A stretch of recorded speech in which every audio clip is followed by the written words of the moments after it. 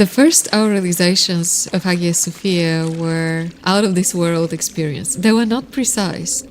For the first couple of months, it was swimming into a soup of sound.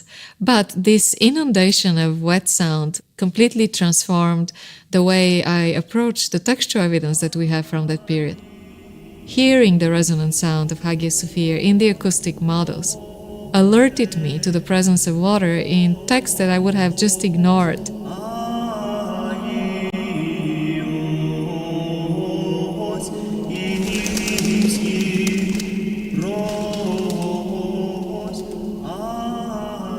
That sound, wet sound, resonant sound, was what made me halt in my tracks and come back and explore further of how divinity is imagined as resonant voice like water.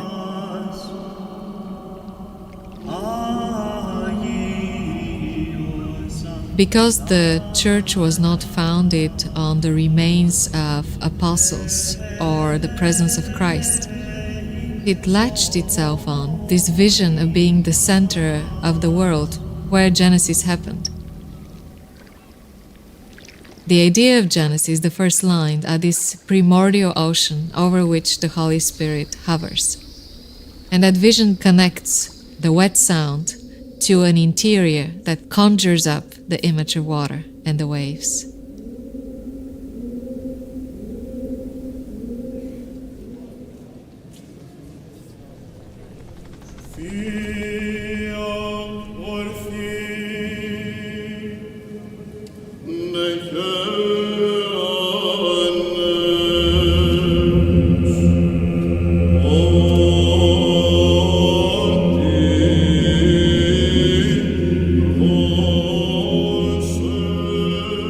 I find it's very important for people stepping into a historical monument like Hagia Sophia to feel the difference between the everyday environment and this space. Creating such an immersive experience for modern audiences could allow them to feel the difference, and that difference has the potential to produce empathy for the past. So people desire to preserve this past and preserve it in its complexity, allowing for the different voices to speak.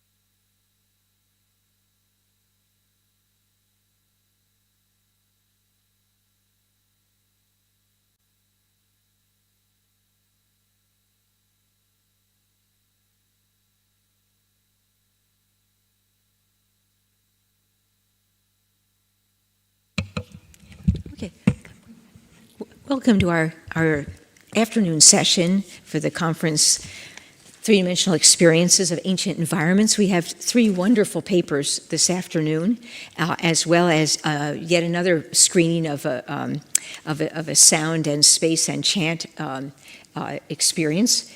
And we will also have one more set of opportunities to go through the Samothrace model with the Case Western Reserve Creative Commons team. This afternoon's session begins with a paper on teaching with the Red Monastery, HoloLens, again, three-dimensional experiences of ancient environments, which is presented by Clara Pinchbeck and is co-authored with her Professor Elizabeth Bolman. So, Clara.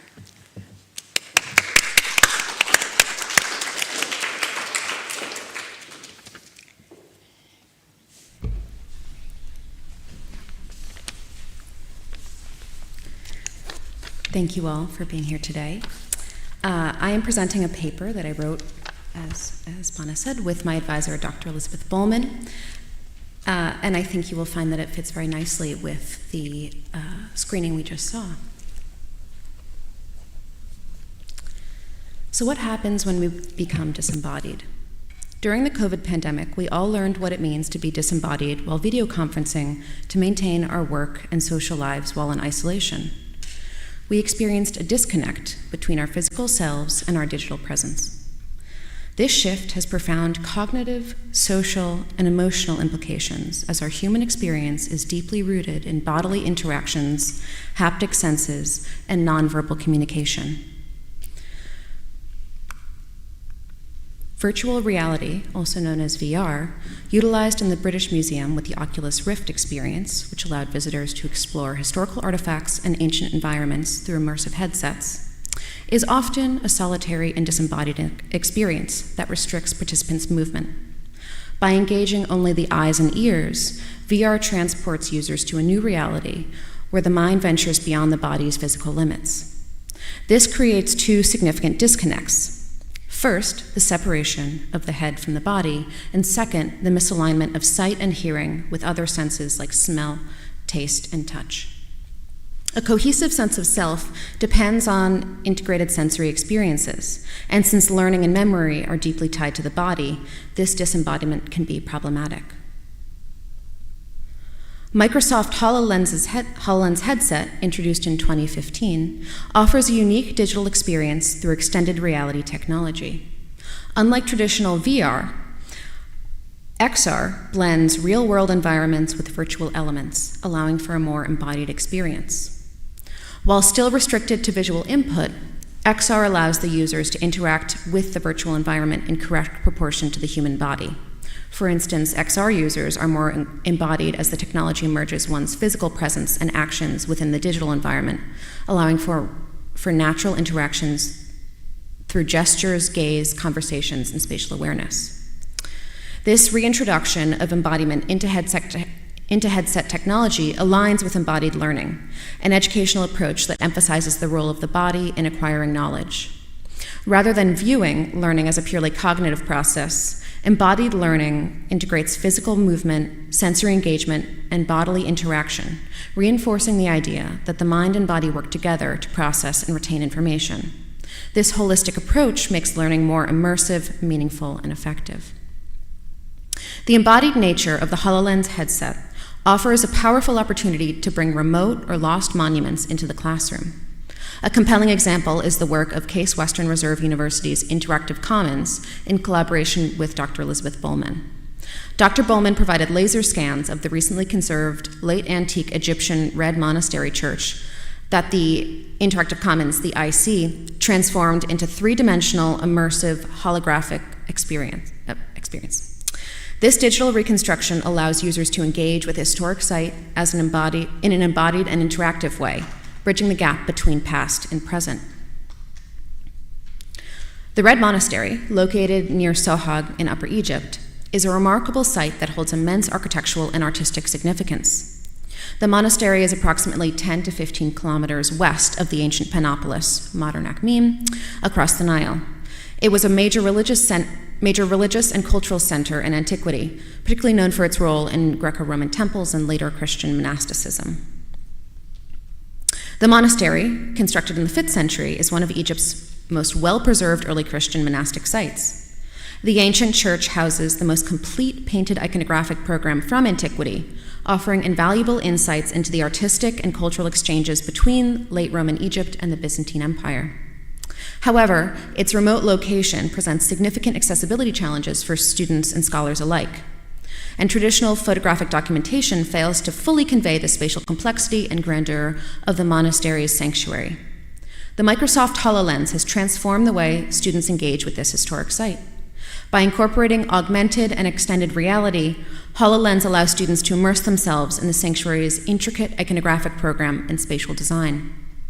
This presentation explores the pedagogical advantages of HoloLens in the classroom and its impact on spatial learning, and its role in advancing the study of ancient art and architecture.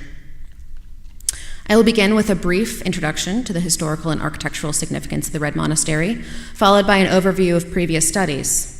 Next, I will examine the conservation efforts, delving deeper into the monastery's architecture and iconography, while highlighting the limitations of traditional research methods used to study the church. And finally, I will explore how the Red Monastery is being integrated into the classroom, demonstrating how new technologies are enhancing learning and engagement. The Red Monastery was founded by Saint Pachoy, known today as Bechet, likely in the 4th or 5th century.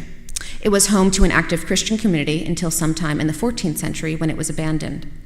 Alongside the nearby White Monastery, which was founded by Pacol but is known for its charismatic and domineering leader, Shenouda, the Red Monastery was part of a thriving monastic community that emerged in Egypt during the early Christian period.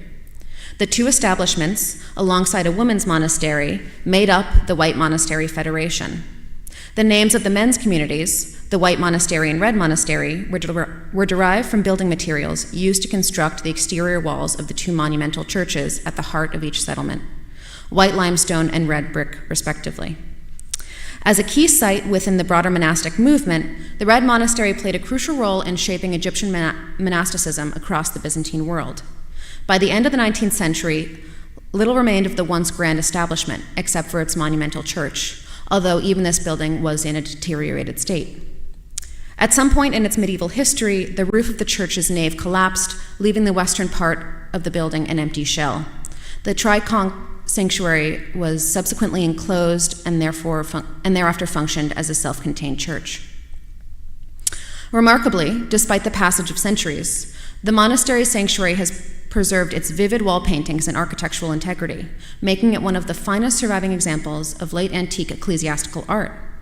Often referred to as the Sistine Chapel of Egypt, its richly decorated interior stands as a testament to the artistic and spiritual legacy of early Christian Egypt.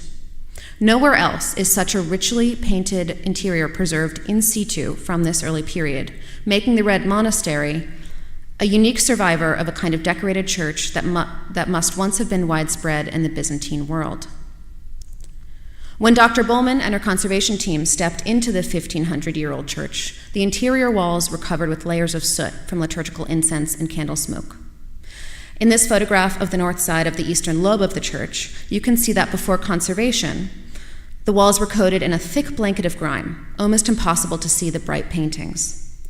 Dr. Bolman and her team read through the dark facades to see the light underneath. Take, for instance, this second-story niche painting. Here, we watch it transform from an unidentifiable amalgamation of soot to a crisp, white, clean curtain before our eyes. And this is the completely restored second story. A few written or drawn descriptions of the church have survived from the 17th century to the 20th centuries. One of these can be seen in the drawing on screen by Sir John Gardner Wilkinson. Unfortunately, there is a general scarcity of historic descriptions of the Red Monastery in Coptic, Arabic, and European sources alike. Western engagement with Egypt was dominated by the fascination with the pharaonic past and the exotic Orient. In the specific field of Byzantine studies, Egypt has been fundamentally neglected. Despite its significant role in the Byzantine Empire and early Christianity, Egypt has been marginalized in Byzantine studies for several reasons, including a racist scholarly imagination and disciplinary divisions that have led scholars to overlook Egypt's contributions. The art historical importance of Egypt has only recently been incorporated into the world of Byzantine studies, largely in part due to Dr. Bolman's work on the Red Monastery. The Red Monastery project, although spearheaded by Dr. Bolman, could only be realized through the collaboration of many people, many skills, many hours, and many institutions providing support and funding. It was made possible with the support of the American people in collaboration with USAID, and this is my plug to call your representatives and continue funding the arts and projects such as this. The American Research Center in Egypt, the Coptic Orthodox Church, and the Egyptian Ministry of Antiquities. The project, which spanned from 2003 to 2016, took over 5,700 days of fine art conservation and employed an international team of American and Italian specialists and local Egyptians who worked together for a decade on site. But how did the painted surfaces of the Red Monastery triconch survive for over 1,500 years when no other monumental interior from this time has even a fraction of the paint surviving? The Red Monastery paintings were saved unintentionally by the monks who constructed temporary mud brick walls to support the church against earthquakes. In the early 20th century, the walls were dismantled and the paintings exposed, gathering soot until Dr. Bolman and her team stepped in. Underneath the layers of incense and candle smoke, as you've seen, were extraordinary jewel-like paintings covering the basilica from floor to ceiling. And now we will take a closer look at the architecture and painted iconography of the Red Monastery Church. The church's sanctuary is distinguished by its tri-apsidal or triconch design, a feature shared with the nearby White Monastery. It was an unusual choice in the 5th century, as the standard Christian basilica at the time had a single apse at the end of a nave, and the triconch basilica conjoined what were essentially two buildings, the Basilican Hall and the trefoil. The central dome, which is now lost, would have been supported by the apsidal walls, following traditional Byzantine engineering principles.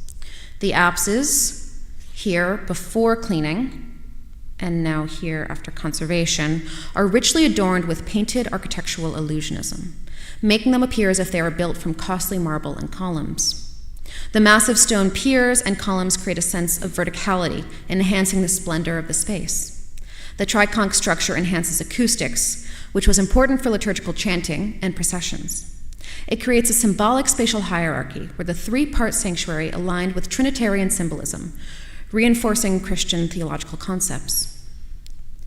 The triconch was a familiar form in all spheres of late antique architecture: funerary, residential, recreational, and public. Some Roman fountains were built with one lobe of the triconch design, particularly during the imperial period. These fountains, often called nymphaea, were large, elaborate public water features that served both decorative and functional purposes. The shape of the apse was an intentional choice on the part of the creators of the Red Monastery. Its direct relation to water suggests that the spiritual fulfillment of the church is akin to the life-giving properties of water. In this sense, Christ is a form of water in the desert, giving and sustaining spiritual life. In this laser scan drawing of the Red Monastery by Pietro Gaspari, we see how the tri-lobed plan repeats itself twice and then flips up to frame the semidomes. This shape creates a sense of enclosure and focus on the center, making it ideal for both aesthetic and ritual purposes.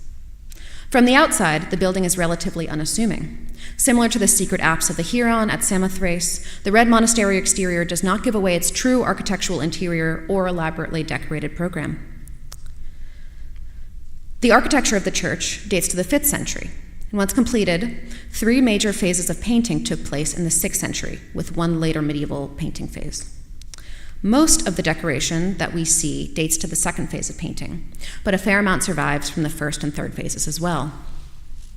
The lavish use of ornament found in the sanctuary is an expression of a late antique aesthetic system, identified as the jeweled style, that played with intricacy, variety, and contrasts, and which found expression in literature, textiles, art, and architecture.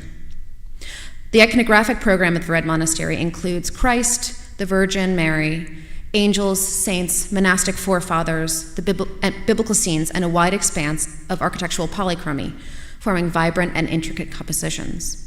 The iconography reflects the theological themes and artistic traditions that connect Egypt with the wider Byzantine world. The jeweled style ornamented paintings create a sense of depth, mimicking marble columns, draperies, and three-dimensional space, reflecting Roman illusionistic painting techniques. Architectural illusionism, a technique where painted surfaces imitate real architectural elements, created a sense of depth and grandeur, enhancing the visual impact of the monastery's sanctuary. The walls of the triconch sanctuary are decorated with paintings that imitate polychrome marble panels, mimicking the expensive materials used in Byzantine and Roman imperial architecture. The painted columns and pilasters appear three-dimensional, using light and shadow effects to give the illusion of sculpted stone. This technique resembles what is found in mosaics in late antique and early Byzantine churches, particularly Hagia Sophia in Constantinople and in Ravenna. The Red Monastery paintings create a layered perspective, where figures and ornamental details appear to recede into the background. Trompe-l'oeil, trick of the eye, is used to simulate pilasters, making the painted surfaces seem like actual architectural elements. The techniques employed by the painters of the Red Monastery reflect Roman wall painting traditions, particularly from sites like Pompeii, where illusionistic frescoes were common. The illusionism complements the overall liturgical function, making the space feel more heavenly and grand as worshippers entered into a divine palace. And the use of illusionism in the Red Monastery is significant as it demonstrates a continuity between Roman and Byzantine artistic traditions in Egypt. It reinforces the spiritual and theological message of the monastery, elevating the sacred space beyond its physical materials. The technique contributes to the overall visual richness of the monastery. Dr. Bolman decided to laser scan the sanctuary because of the rarity of this stunning iconographic program and the threatened state of the church due to the rising groundwater levels destabilizing the area, which have resulted in termites who threaten the lives of the paintings. These scans were used by CWRU's Interactive Commons to build out the Red Monastery HoloLens. Historically, the study of the Red Monastery sanctuary has relied on photographs, textual descriptions, and for a fortunate few, in-person visits. But we as humans learn with our entire bodies. These traditional methods, while valuable, have significant limitations. There are photographic constraints where flat images fail to capture the full depth, scale, and immersive qualities of the sanctuary's paintings. The spatial experience of the Red Monastery cannot be fully conveyed on flat screens or in books. It can be suggested, but never fully understood. Additionally, there is restricted accessibility to the monastery's remote location, which makes it difficult for most to visit. And finally, there is limited spatial understanding because traditional images and floor plans do not accurately convey the spatial relationships within the church. The Red Monastery church sanctuary is so complex, as you've seen from images, that even standing inside of it, one cannot totally grasp it. This is where Microsoft HoloLens provides a solution. The HoloLens headsets overlay digital images onto the physical world, allowing users to interact with virtual environments in real time. Through this technology, students can explore a three-dimensional reconstruction of the Red Monastery sanctuary, moving through its spaces and examining its iconography from multiple perspectives. Recent conservation efforts and high-resolution scans have enabled the development of this HoloLens-compatible virtual model of the Red Monastery. This model integrates high-resolution imagery of detailed scans of the paintings to ensure an accurate visual representation, as well as three-dimensional spatial mapping, which allows students to navigate the church's architecture as they would in person. Faculty Director Mark Griswold and Executive Director Aaron Henninger and their team at the IC have worked tirelessly to transform the laser scans into a mixed reality experience. As they explained yesterday with the Samothrace HoloLens, in the Red Monastery HoloLens, they aligned billions of data points, built the model to scale, all while preserving the incredibly high level of detail to meet the learning objectives for students and to have an embodied experience in the church. To treat the simulation as an actual experience in the church, the IC team manipulated the lighting, which could be made darker and lighter to mimic the lighting of a Coptic monastery. And here we have a video. Let me see if I can play it. Yeah, so above you see the bodies in the room, and then below you see what the bodies are experiencing. Unlike an actual Coptic monastery, Yesterday, Aaron mentioned that they had incorporated an elevator into the model, which you see in the video, which allows students to look closely at the painted details that normally would be too high for the human eye to see. From our time incorporating the HoloLens into the classroom, Dr. Bolman and I have found that there are numerous pedagogical benefits to using HoloLens. Okay. First, there is an enhanced spatial understanding. One of the greatest advantages of HoloLens technology is its ability to improve students' spatial awareness. Unlike traditional photographs, HoloLens enables students to experience the proportions and layout of the sanctuary, the movement through sacred space as worshippers would have experienced in antiquity, the relationship between painted figures, architectural elements, and liturgical functions as well. Second, the HoloLens affords active and embodied learning. Students learn not only through visual input, but also through movement and interaction and by speaking to one another. HoloLens facilitates embodied learning by allowing students to navigate the sanctuary and observe details from different vantage points. They can ask questions and point out features to those around them, sparking conversation. They experience how the iconography is designed to be viewed within the church's architecture and engage with the material in a way that traditional methods cannot replicate. Third, there is increased accessibility and inclusion. By implementing HoloLens technology, the study of the Red Monastery is no longer limited to those who travel to Egypt. This has significant implications for students in remote locations and individuals with mobility restrictions. And finally, there are interdisciplinary applications as the HoloLens technology extends beyond art history and archaeology, benefiting fields such as theology and religious studies, where students can analyze how sacred spaces affect religious experiences, conservation sciences, as digital reconstructions aid in preservation efforts and research, and broadly digital humanities, as the project serves as a model for integrating virtual reality into historical studies. Students who have used the HoloLens to explore the Red Monastery report a deeper appreciation for the complexity of the iconographic program, improved retention of spatial and visual information, and an increased engagement compared to traditional lecture-based methods. Students describe themselves as having been in the church rather than a model or a simulation of the church. Quote, "When entering the church, I was immediately taken aback by the beautiful patterns, colors, and illusory elements that covered nearly every inch of the Red Monastery. The size and scale of the church is much larger than I had envisioned, which is made apparent from first glance at the monumental archway through which we entered." End quote. Students also speak to understanding the space of the site, and they grasp the complexity and relation within the iconographic program. Quote, "I wasn't prepared for the dizzying effects of the triconch's vibrant patterns. My eye bounced from detail to sumptuous detail, creating a wave of disorientation and euphoria as I tried to absorb levels of color, texture, and light." End quote. The implications of this technology in the classroom suggest a complete transformation to the teaching of architecture and architectural spaces, as well as the ability to connect with users across the world to share expertise and experiences. In addition to its educational value, the Red Monastery HoloLens experience represents a broader trend in the field of cultural preservation and tourism. It highlights how technology can enhance the visitor experience while ensuring the protection of ancient sites, as the XR interface allows users to engage with the monastery without causing any physical wear or damage to the site itself. The project sets a precedent for future initiatives in the preservation and presentation of historic landmarks worldwide. In conclusion, the introduction of HoloLens technology has transformed the way that students engage with the Red Monastery sanctuary by making it more accessible and enhancing the spatial and visual experience.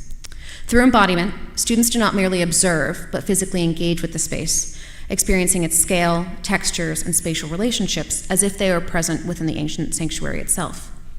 By providing an immersive and embodied experience, HoloLens fosters a deeper, more intuitive understanding of architectural and artistic relationships, revolutionizing the study of ancient religious spaces. As technologies continue to evolve, the integration of extended reality in the classroom promises to further enrich education and scholarship in the humanities. The Red Monastery HoloLens project serves as a model for future applications of immersive technology in historical and artistic education, bridging the gap between past and present and bringing distant monuments into the reach of students worldwide. In keeping with Dr. Bolman's tradition of expressing gratitude, I would like to extend my heartfelt thanks to the Egyptian people and to all of you for being here today. Thank you.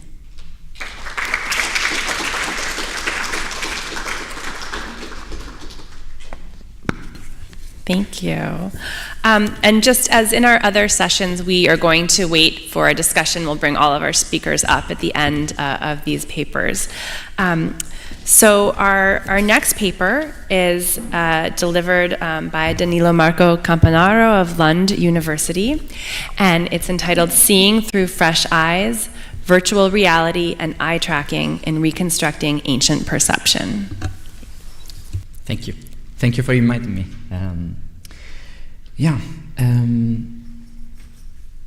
Yes.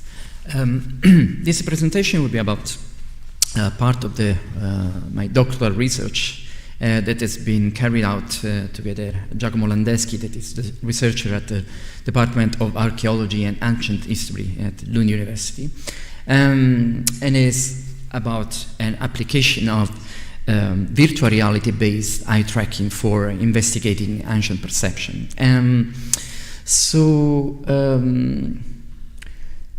This presentation today would be about, well, I'll try to introduce you to the case study of my doctoral research that's called Illumination Matters, Revisiting the Roman House in a New Light.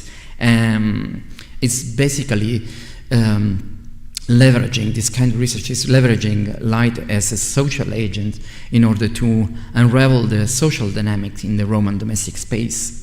So I will go through briefly to describe the case study, and then I will present you some of the main results from the lighting simulation and analysis that I carried out as part of this research, and then I will move to the reality-based eye tracking application.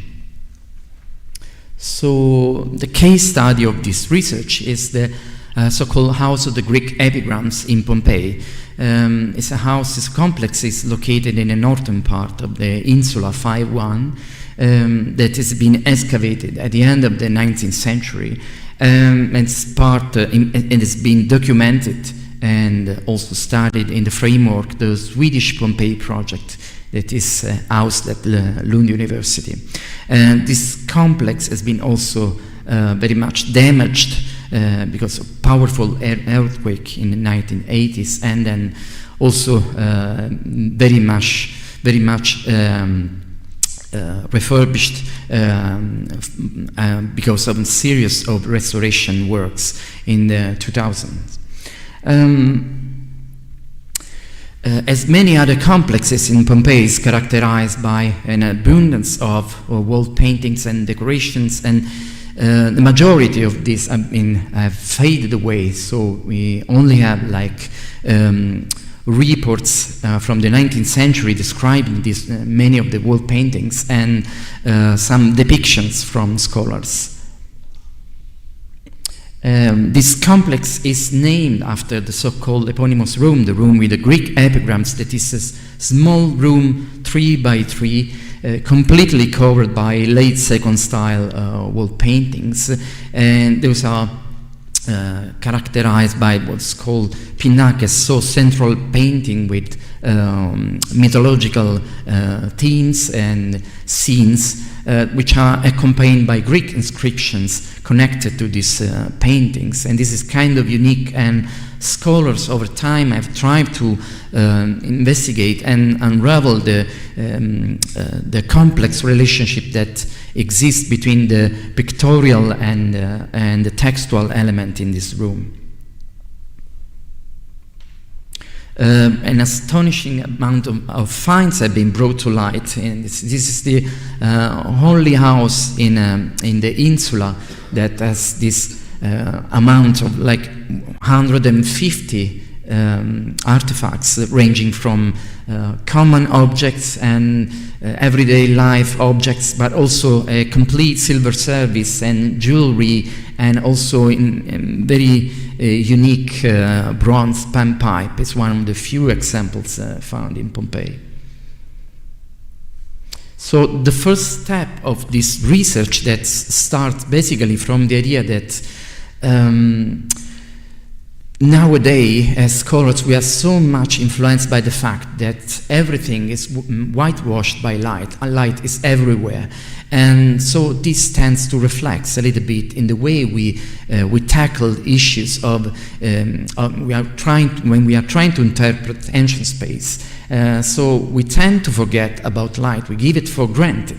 So, and the basic idea behind this research was exactly to try to focus on illumination, to try to understand the agency of illumination in the process of the construction of the self of the owner of the house. We know that the Roman house was not just public or private space, and we cannot even apply this kind of concept to the Roman domestic space. It was something in between work and leisure, and so everything that was visible in the house was speaking about the wealth and power of the owner, was contributing in constructing the social identity of the owner. But everything that is visible through light. So that's why it was interesting for me to understand what could have been visible or not, depending on the lighting conditions. So the first step was to move from this situation to that. This has been done.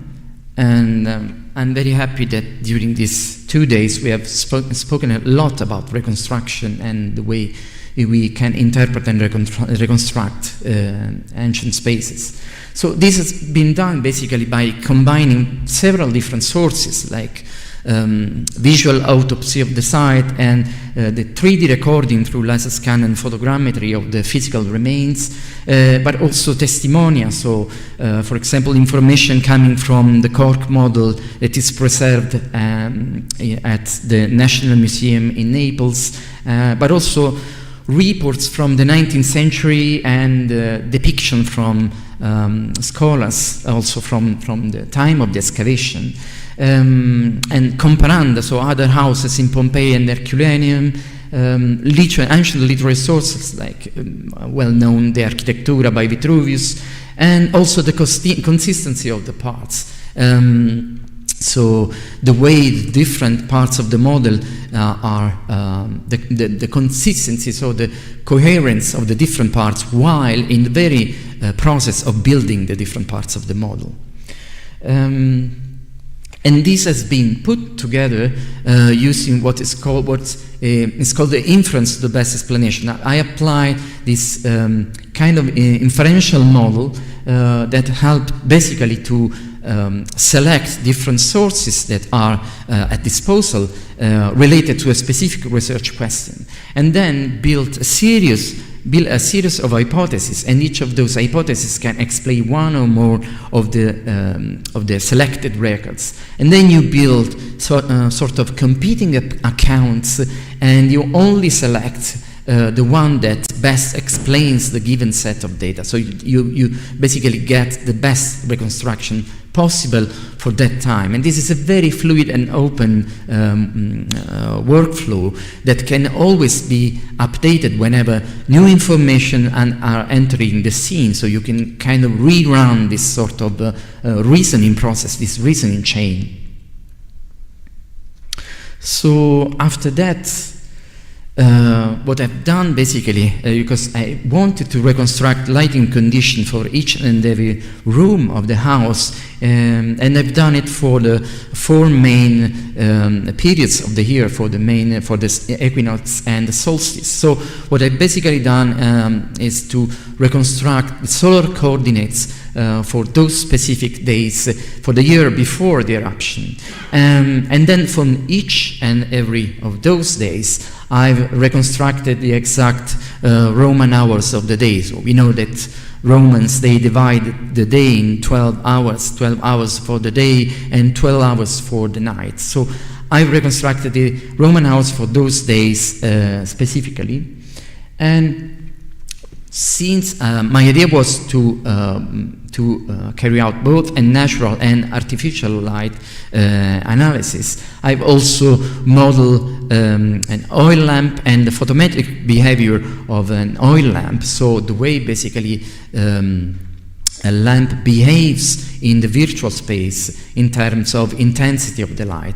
And so I've imported all this information into software that is normally used for lighting simulation is usually based by engineers and architects for making lighting simulation for modern buildings. So one of the main findings from my research when it comes to this part of the research is that the Roman house would have been perceived for the majority of the year in what is called the mesopic vision. Mesopic vision is an operational state of our eyes that is in the middle between the photopic and scotopic vision. So photopic vision happens when we are in a room that is well illuminated, so we can see colors, we can see the details, while the scotopic vision happens when we are in a dark room, so we lose the connection with colors. They are rendered like they are kind of grayish. They are not rendered properly, and we lose details. Everything is blurred in some sense.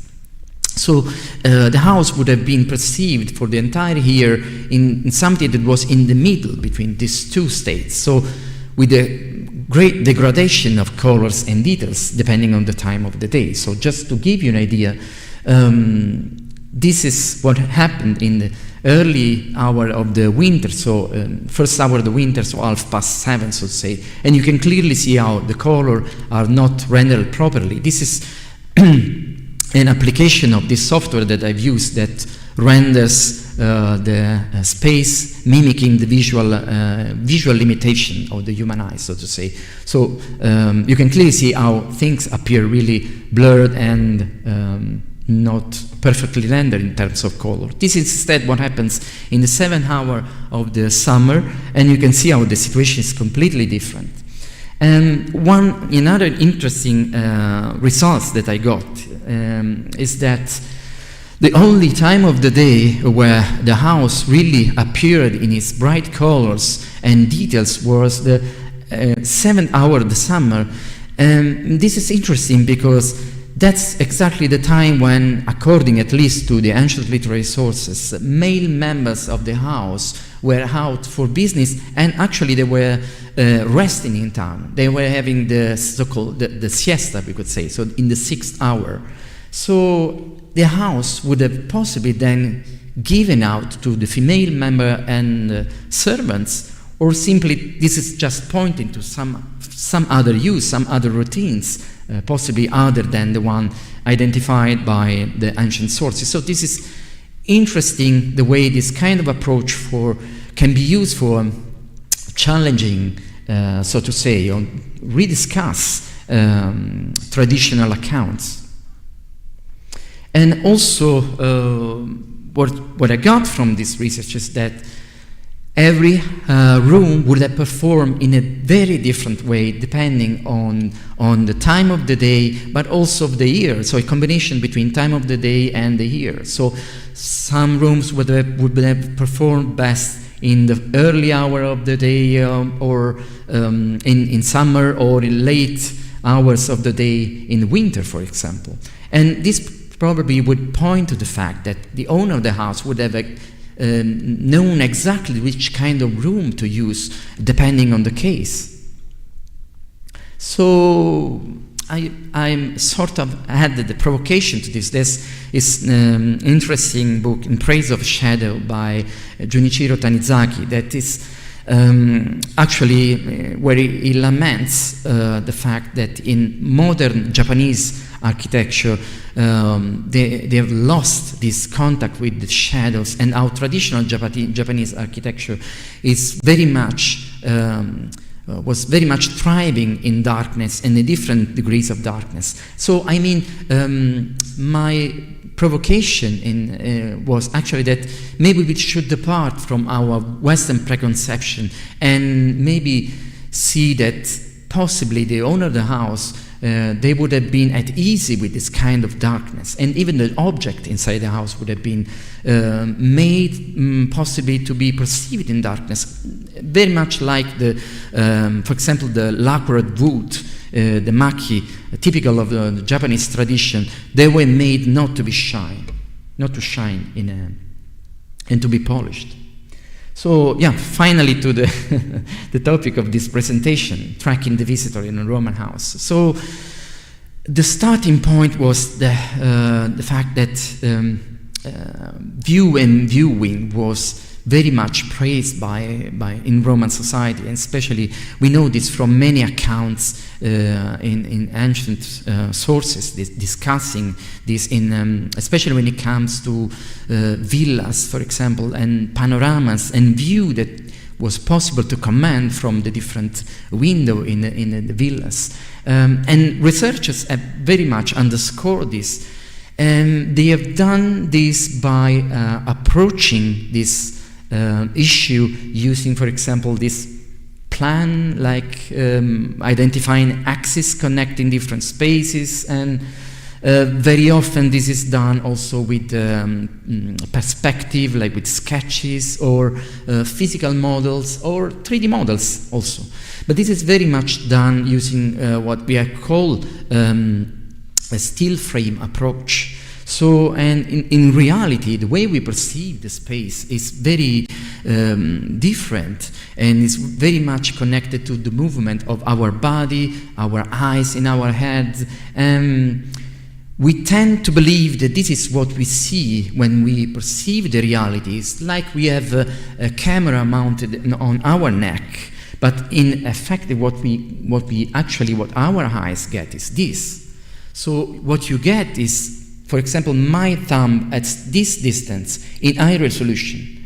And then what your eyes do, you might have noticed, they just jump around with the so-called saccadic movement. And this is when the brain is not recording, actually. And eventually it's the brain doing the magic and creating the high resolution world in our mind. So that's why we wanted to approach this, trying to investigate how perception could have functioned by connecting movement, distance, and illumination. And we have done this by importing this 3D reconstruction into a game engine, Unity, and then with the use of an head-mounted display with eye tracking technology, we're able to record the movement of users that we have involved in this experience, so their position in the space, their gaze, this means exact points in the space they were looking at, and so-called fixation. So the fixation is a specific moment in time when our eyes are particularly stable, and this might signify that the participants, they found something interesting. And another important aspect was to record their experience. We asked them to perform specific tasks that were different depending on the space of the house that we wanted to investigate. And we recorded what they could see or not see, because eye tracking can tell you if you are looking at a specific label, for example, in the space, but cannot tell you if you can actually read that label. So it's very important to combine those two information together. And this has been done by eventually putting all this information in a 3D GIS environment. So all the experience of the users recorded as 3D points, and then we were able to connect the experience, the recording that had been previously segmented, the audio file has been segmented and transformed in a sort of spreadsheet that could be connected via a timestamp.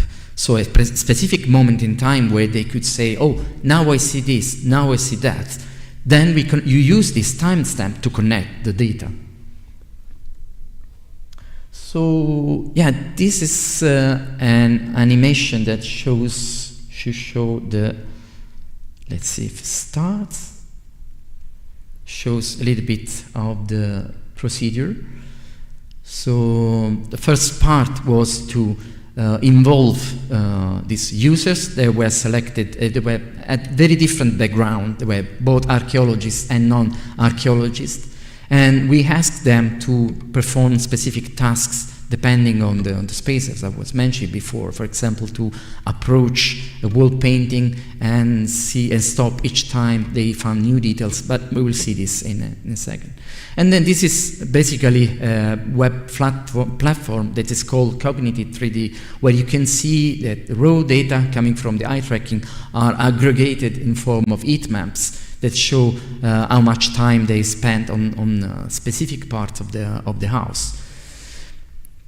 And then eventually, the data coming from this their experience was imported in the 3D GIS environment. And what you see here in forms of spheres with different radius, with different dimension, is related to the time spent on specific part of the space. So the bigger the sphere, the longer the time they've spent on a specific part.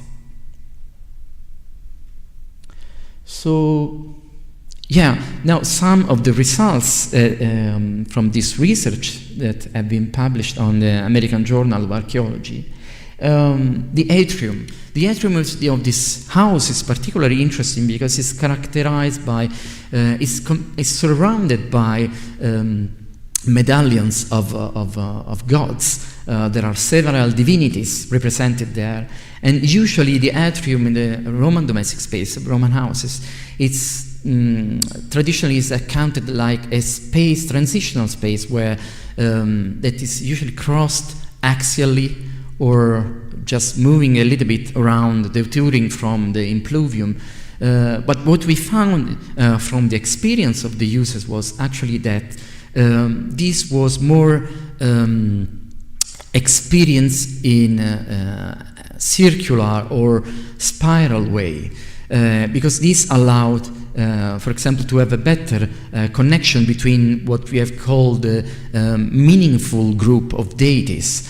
For example, you have a group of deities with Venus that is in the middle between Volcano, so her husband, and Mars, her lover. And so Volcano and Mars, they are looking at each other, and she's kind of looking at you while you are like moving in the space of the atrium.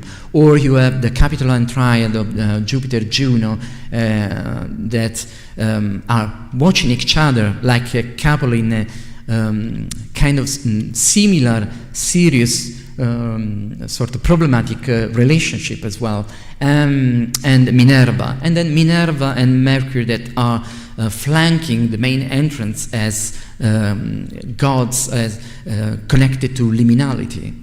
And so the way this space was experienced in a very circular, non-linear way helped us also to sort of make sense of the presence of all these gods in this space that otherwise would not be possible to explain, as for example as divinities connected to days of the week, for example. So there was no other way to explain their clustering together. And this has reminded us a little bit of what, for example, Ovid is recounting in the Metamorphosis about Volcano that is setting up a sort of a trap to catch Mars and Venus in the act of cheating and exposing them to the other gods, and with this sort of event ending in a general hilarity. And possibly this is what was supposed to to happen there, with involving both divine and human presence in the atrium. And then another interesting case was the wall painting in the back wall of the garden that I've showed you before. And in this case, for example, we were asking the participants to stop each time they could see something new, and they experienced this in two very different lighting conditions. So very early in the winter and at midday in the summer, and to describe what they could see or not see. And this also has this kind of experiment has also given very interesting results, because what we have noticed is that Also in this case, the traditional account from the scholar, for example, is that this kind of wall paintings in the back of the garden, they say that were possibly already visible from the entrance, so passerby could already appreciate the richness and, could identify the owner of the house as someone that had a sort of wealth and power. But this was not really the case, because in many occasions the participants, they could not even identify what was there because of in the winter, because there was too few light hitting the wall paint, and in the summer because there was too much light creating a sort of glare. So this was not always possible. And more importantly, there are some interesting details that were not completely visible. They were only visible when the participant they reached specific parts of the house. And this is also very interesting because there are details connected to a more Dionysiac sensuous atmosphere. Only visitors reaching a sort of the most, we could say, private part of the house. So invited visitors could have access to this kind of images. This also suggested a very interesting aspect that connects distance, movements, illumination, and the creation of the self, the social self. Because we know that Romans, they wanted to appear to be Romans, they wanted to show the Romanitas and the virtue. But at the same time, Roman society was a very dynamic one, so they wanted to outdo the others, so to say. They wanted to make something that was beautiful and create this kind of Dionysic atmosphere for the entertainment of the guests. So how can we sort of fix this paradox where they both wanted to have this Romanitas and at the same time also exceed in luxury in some way? So movement, distance, and illumination could have helped to fix this paradox, for example.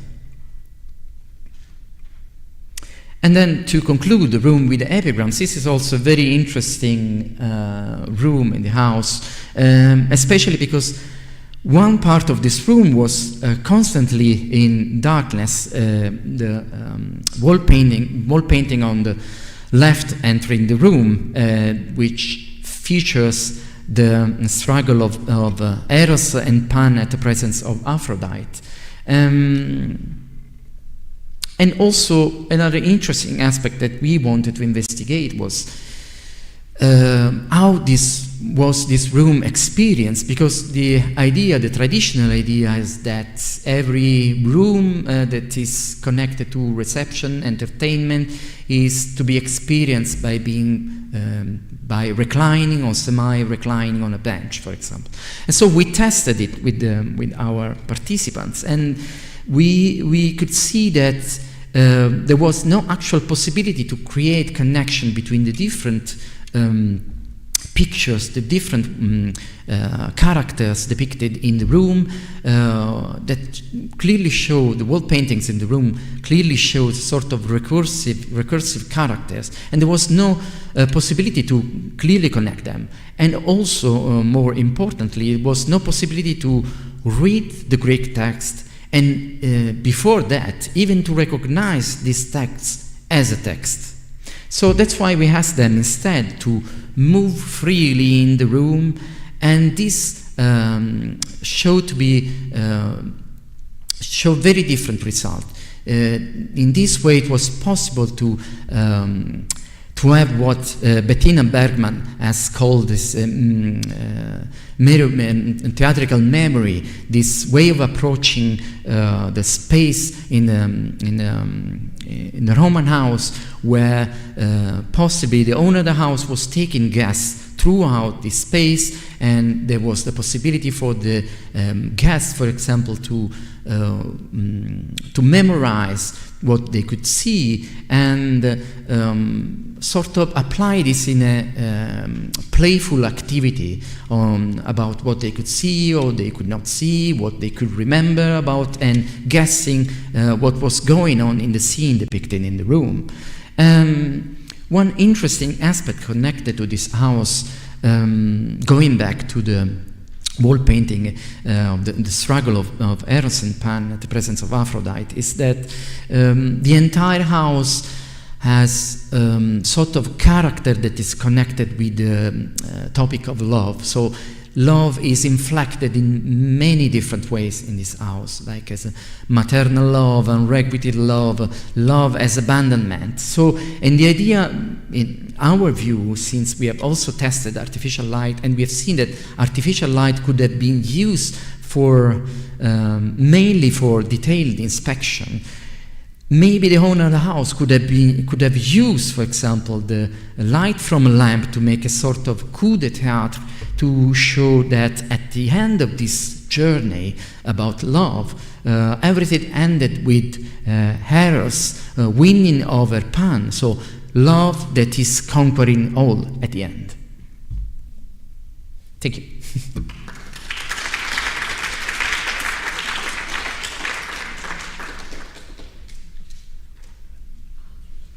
Thank you so much. And we will now move on to our final talk of the day before reconvening for discussion. For discussion, exactly. So our next talk is by Vasilis Evangelidis, Dimitris Grigoropoulos, and Kerry Kiort, who the first and last from the Athena Research Center, and Dimitris from the DAI. Thank you. Should give their title on 3D environment, multi-agent simulation, tracking movement and trade in Roman Greece. Okay, thank you. First of all, I would like to thank the American School and the organizers, the director, of course, Professor Bonna Wescoat and Professor Maggie Popkin for their kind invitation. As the final paper for today, we had the chance to see all these amazing advancements that technology enables in the experiential and embedded sphere. So I hope that this paper of ours will contribute to this discussion. So, over the last 20 years, GIS and digital technologies have changed radically the study of past landscapes, moving beyond static site distributions to dynamic models of human interaction with the environment. By analyzing visibility, movement, and spatial relationships, these tools provide deeper insights into economic, social, and strategic factors shaping human activity.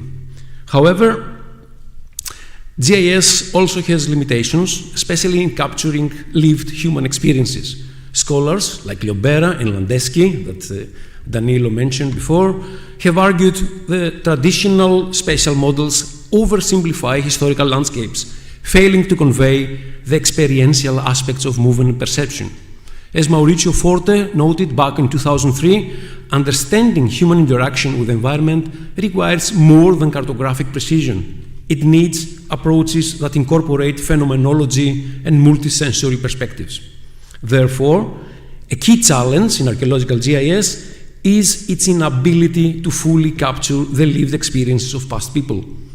Therefore, as Stuart Eve suggested, we must move beyond static maps and create immersive environments that reflect the complexity and meaning of past landscapes.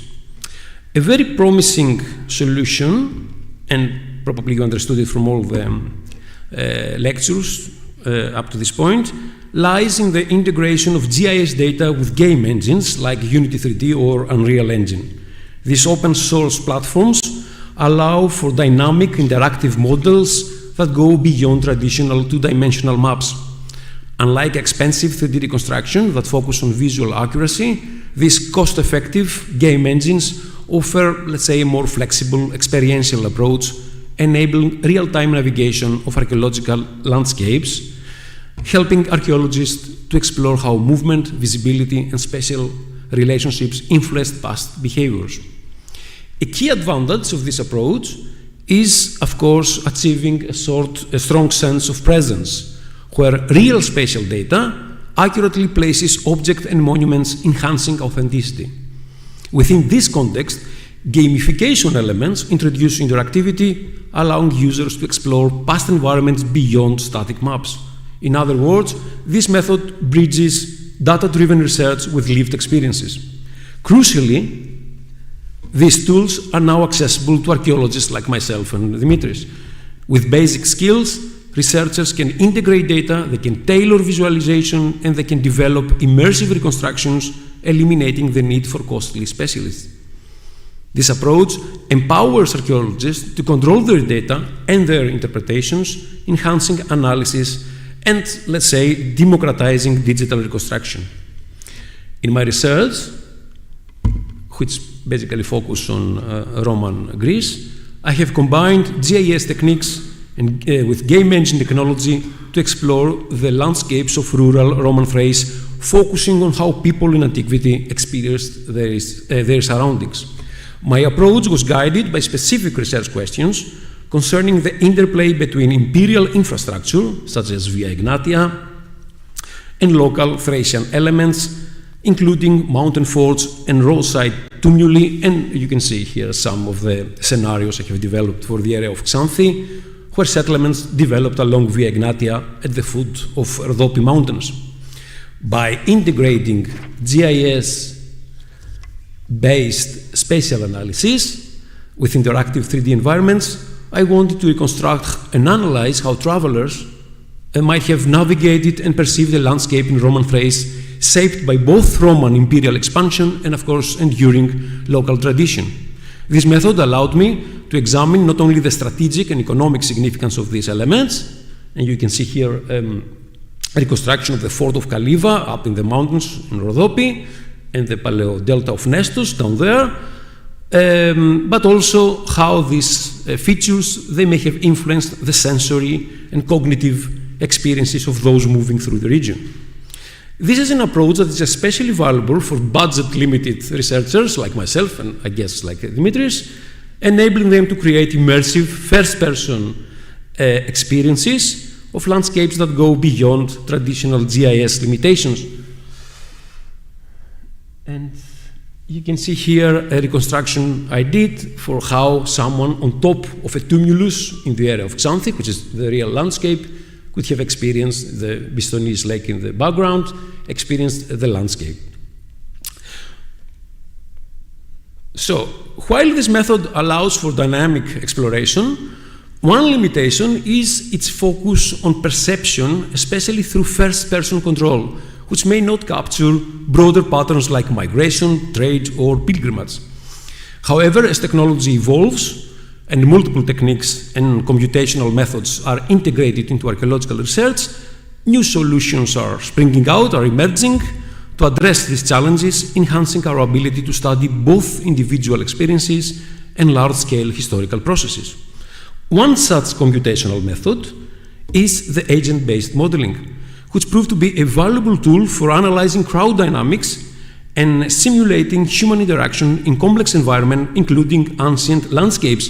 And you can see here, one moment, yeah, a video that our colleague, Jairi, who is unfortunately not here today with us because he lost his father, a video that how they trained, this was a project done for the Archaeological Museum of Patras, how they trained different groups of warriors to fight with machine learning, and eventually you will see the battle they did. The walls around them is in order not to escape, you know.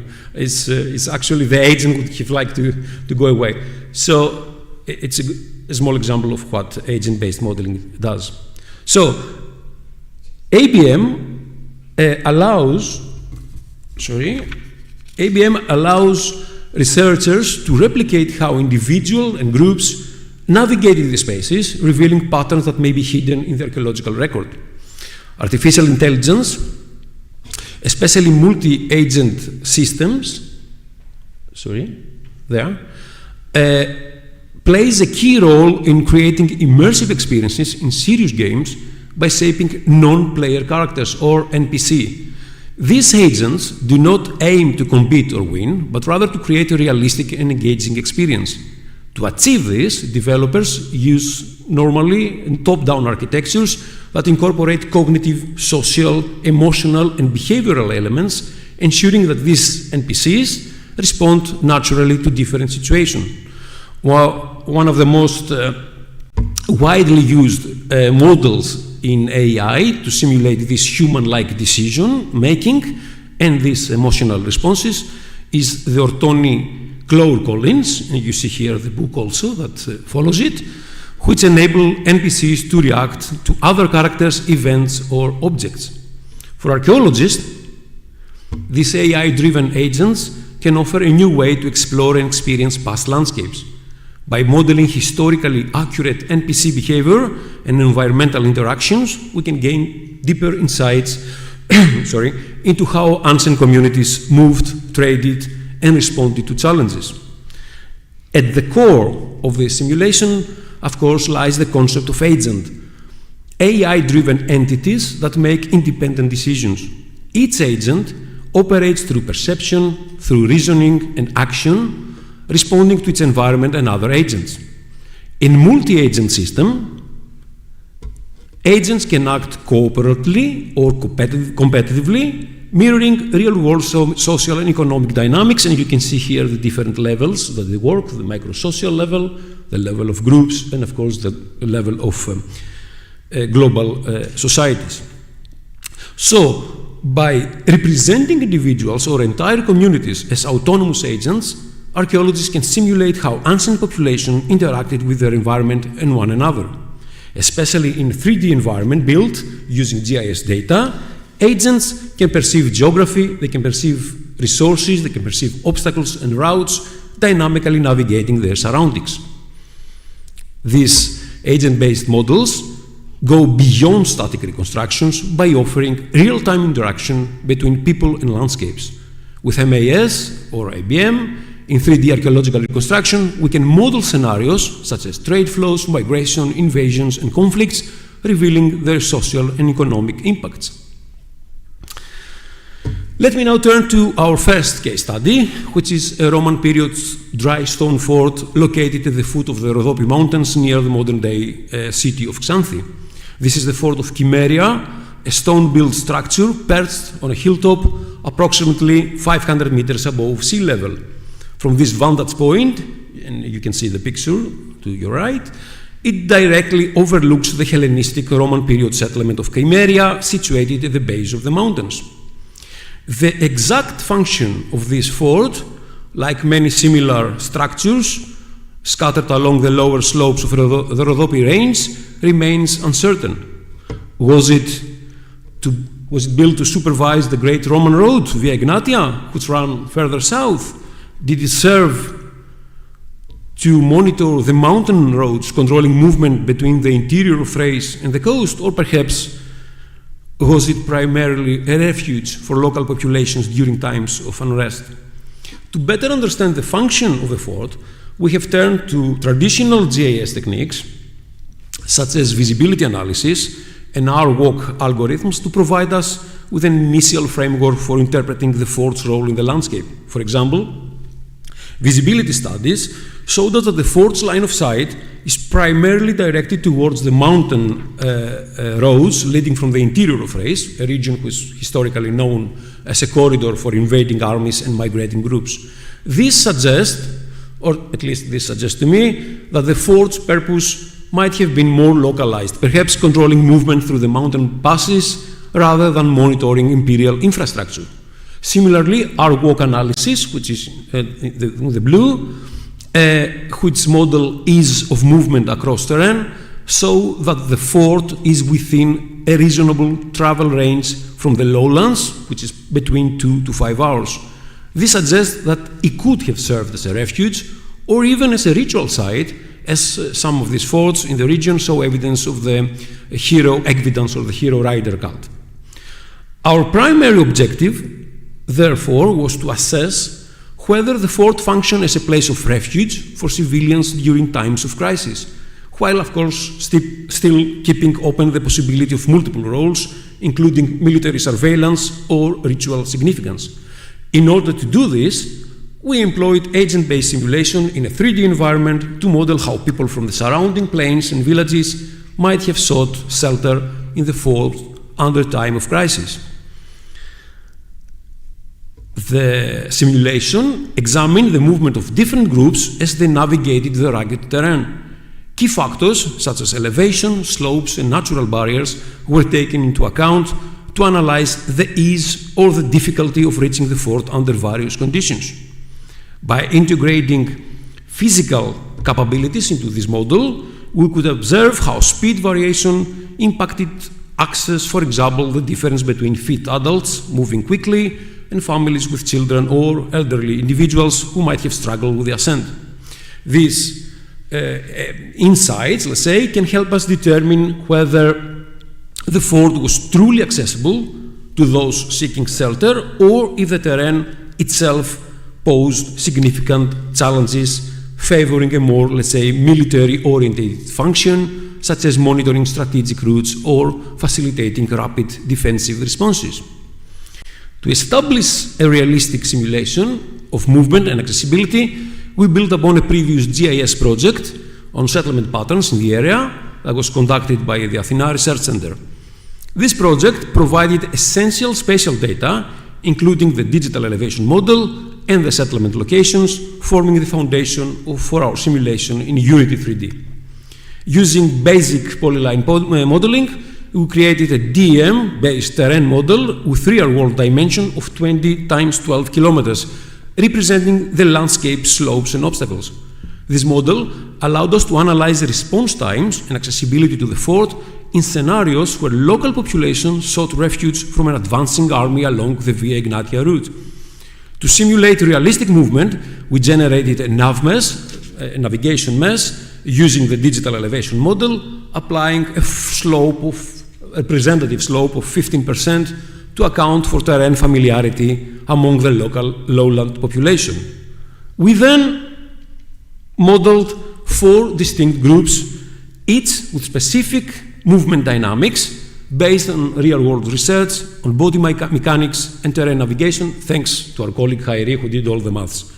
And these groups are, of course, able-bodied adults for fastest movements, elderly individuals for slower pace with greater difficulty on slopes, mother with children, or families, let's say, with moderate speed and requiring safer paths, and of course the hostile forces, more aggressive and following more direct routes. To determine optimal paths, we implemented the A-search algorithm, which calculated the most efficient route by balancing traversed path cost with the estimated distance to the destination. This ensured that each group followed the most realistic and effective route to the fort, moving only through walkable terrain, which is marked blue in the simulation. Agent movement was calculated using a formula that factors in walking pace and slopes, producing a realistic simulation of each group's ability to reach the fort. Time metrics were included, with results scaled by a factor of 100 for clarity, and if I press here, probably, you could see the time running, yeah? No, you cannot see it, but it doesn't matter. Which was later scaled by 100 in order to show the real time. You can see how we just only use, very simple representation. You can see how each group moves and one overtaking the other. So, the simulation revealed that, okay, it goes on. The simulation revealed, as expected, that different groups of agents reached the fort at varied times, each following the most accessible path. Notably, some of these routes align with archaeologically documented roads, reinforcing the accuracy of our model. As expected, women with children arrived last, highlighting the additional challenges faced by the most vulnerable groups in reaching safely. However, one of the most compelling outcomes, and actually you can see it here, is the behavior of the enemy agents, initially said to pursue the fleeing civilians, and you could see a little bit the tracking line, but when the civilians reached the highlands, the enemy forces halted their pursuit, suggesting that the ascent was too resource-intensive and time-consuming. This supports the idea that the fort's location in the highlands provided an effective refuge, as attackers would be reluctant to expend energy and risk ambush in difficult terrain. This was a decision that was made, autonomously by the agents themselves. Okay. So this finding opens up further avenues of exploration. The simulation would be expanded to test alternative historical scenarios, such as whether an invading force would have considered attacking a high-perched fort near Via Egnatia, or how quickly a garrison stationed in the fort could respond to threats. Additionally, if the fort held some sort of ritual significance, the model could be adapted to simulate pilgrimage routes from the lowlands. This perspective on movement, and by extension trade, is particularly relevant to the second case, our second case study, of the sanctuary of Kalapodi, where the German Archaeological Institute has been conducting excavations since 1973. These excavations have uncovered successive phases of an important sanctuary in central Greece, shedding light on its evolving role over time. Over the past 2 years, Dimitris Grigoropoulos and myself have combined social network analysis and geographic information systems to examine Kalapodi's accessibility and role in the Roman period, particularly in relation to the import of Roman pottery. Social network analysis allowed us to map site connectivity based on shared ceramic types, while GIS helped us to reconstruct specific routes and travel distances, revealing Kalapodi's active participation in a regional trade network. This integrated approach highlights the sanctuary's centrality as a dynamic trade hub deeply embedded in the economic and social practices of the Roman world. Of course, this initial approach raised new questions, particularly concerning the logistics of transporting goods from Italy, the Eastern Mediterranean, and Africa to this sanctuary in Phokis. How were these goods transported? What networks and what infrastructure supported their movement? While GIS and SNA offer powerful tools for reconstructing connectivity, they remain somehow limited by their static two-dimensional nature.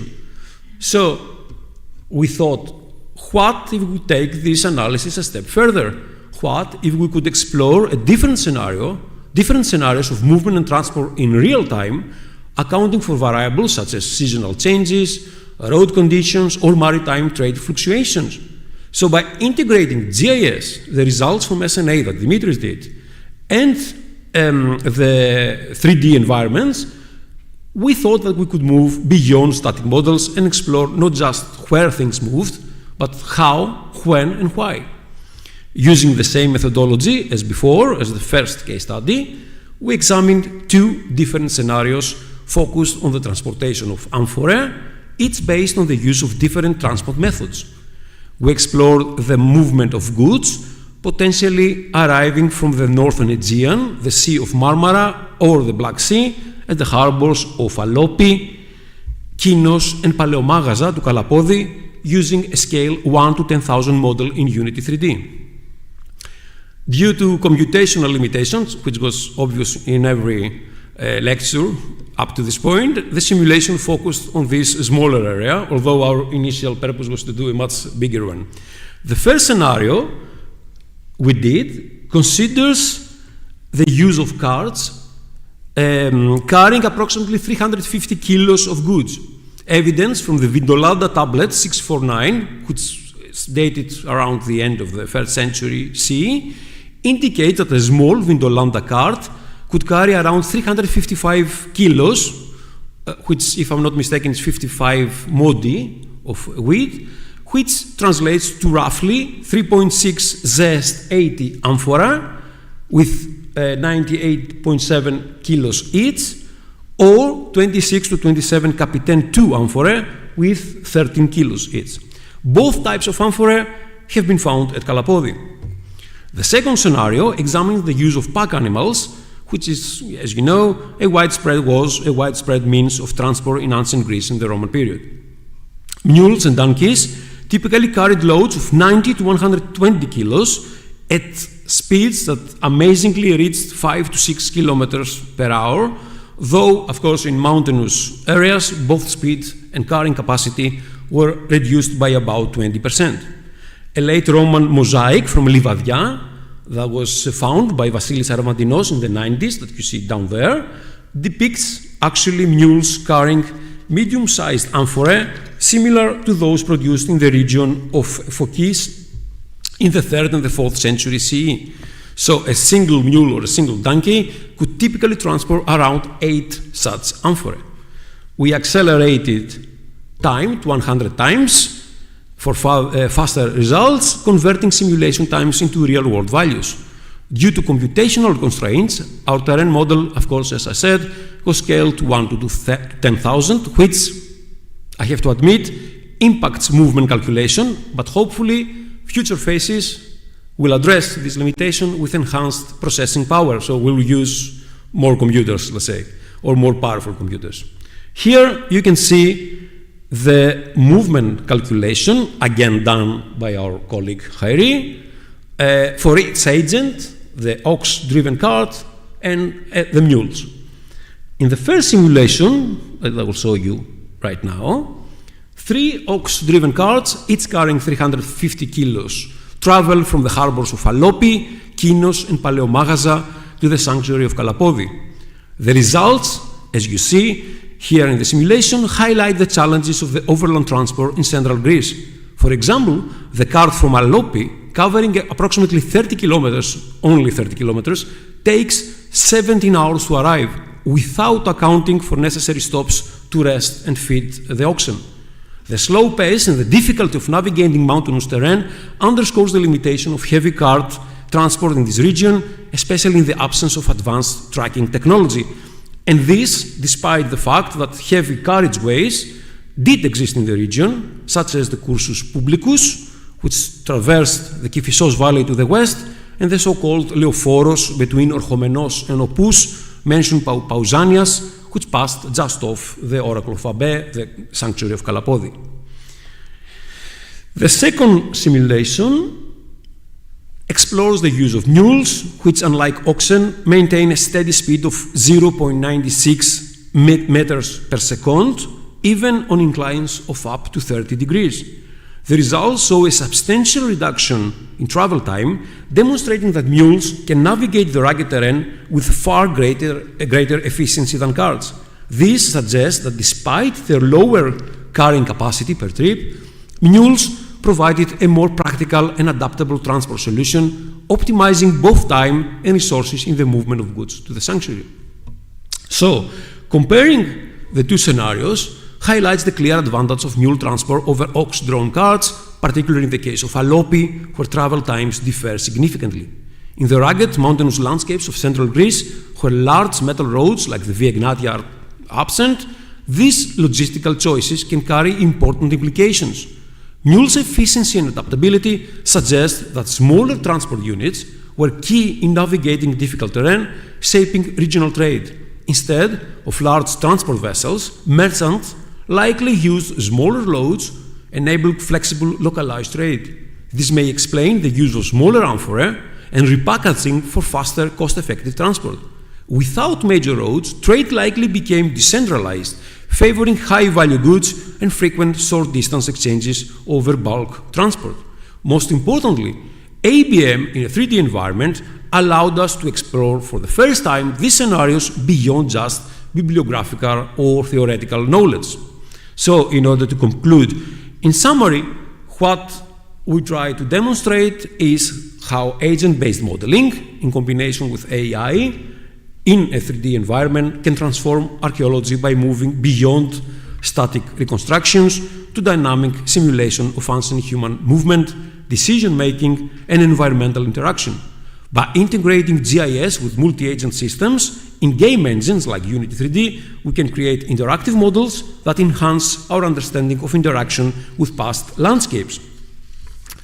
While advancing, of course, this simulation poses technical and archaeological challenges, overcoming them can unlock new possibilities. Reinforcement learning and automation will enable agents to evolve, reflecting human behaviors like fatigue and stress, while expanding simulation to include maritime navigation, climate shifts, and trade can enhance our understanding of functional connectivity. By tackling these challenges, we hope that we can move towards more immersive archaeological reconstruction, where past landscapes are not only studied, but experienced,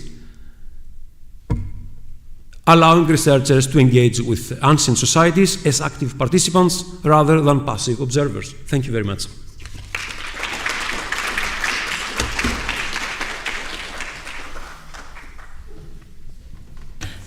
So once again, we'll ask all of our speakers to come up, and we'd like to ask Bissera to come up as well in case people have questions about the film Icons of Sound in Hagia Sophia.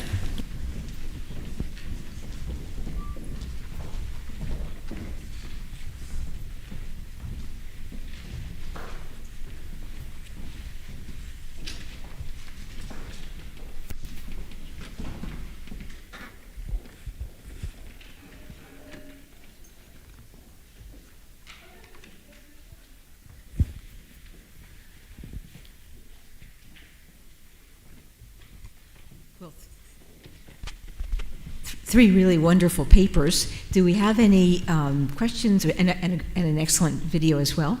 Do we have any questions immediately from, I see someone right in the center who has a question. Thank you. I'd like to ask the 3D environment multi-agent simulation. What would be the target users of this simulation? Are they archaeologists or students or some other audiences? And what would be the main usage of this simulation? Thank you. Thank you. Well, hopefully the target audience will be archaeologists. Either they can be researchers like ourselves, they can be students, they can be everyone who is willing to play with all these different software, which the bottom line is not so difficult to do, just needs time. So, I mean, if you have basic knowledge of GIS, if you have basic knowledge of like a game engine, Unity 3D, and there are plenty of videos on the internet, and then you have someone, of course, to advise you in the agent-based modeling.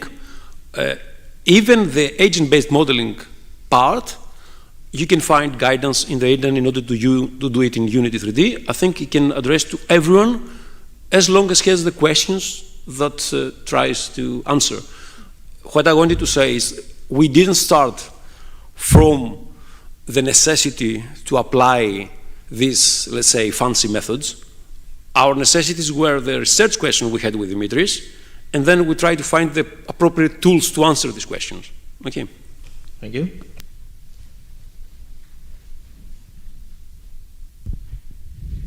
Yes, we have a second question in the back. Thank you for the agent-based modeling as well. How easy it is to incorporate into the model situations like weather or safety on the roads, because that would influence the speed and the decisions that the agents take. That's one question. And another, a bit more practical, in terms of resources, computational resources, because game engines require kind of big computers, and I imagine for all the simulations it takes a lot of time. If you can tell us a little bit about if you need a high-end computing center or some personal computer with a reasonable specifications will do. Okay, thank you. I will start from the last question. This kind of simulation were done in a personal computer. Okay, a little bit enhanced, but gamers, let's say, laptop, but they were done in that. However, when we tried to do because our initial question was to check how goods were moved from the major harbors, which is in the south near Delphi, the model collapsed. So the model collapsed, I mean, it needed computational power. I guess with a supercomputer, I mean, enhanced computational power, you can do all this stuff. Okay, and this it was obvious in every lecture up to this point, today and yesterday, that you need computational power. But for localized efforts like the one we did, yes, we did the results. If you noticed, all the models we had, they didn't have the extra stuff. We could put trees, we could put buildings. We used basic polyline in order to avoid these problems. In our case, let's not forget that it was our side project. So it was like other people go for football, we did this. So we had to keep it. We have to keep it in very simple means, but it is doable. About the first part of your question, all these things can be embedded. The weather patterns can be embedded because Unity 3D allows you to put weather phenomena. We haven't done it yet. It's the next actually stage of our project. But theoretically, even movement in the sea and accounting for trade winds, for accessibility in different harbors, for taboo obstacles. Let's say you want to avoid a cemetery or a ground that's regarded as holy, they can be embedded in the model. Thank you. And Michael? Yeah.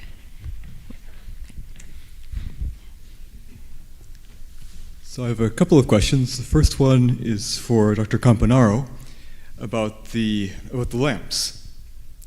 So I was wondering if you'd done more, had more like pictures or things to show about like how many lamps it took to really light up the place, so you could really see them well, or if you could ever get enough lamps in there to be able to see the paintings clearly.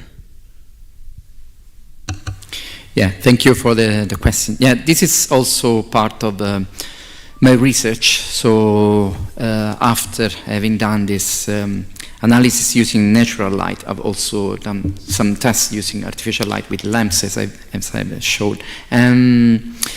Well, actually, the test that I've done in the house is by using 2 lamps.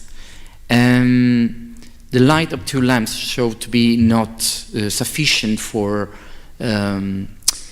illuminating the room in a way that could be comparable to the contribution of natural light.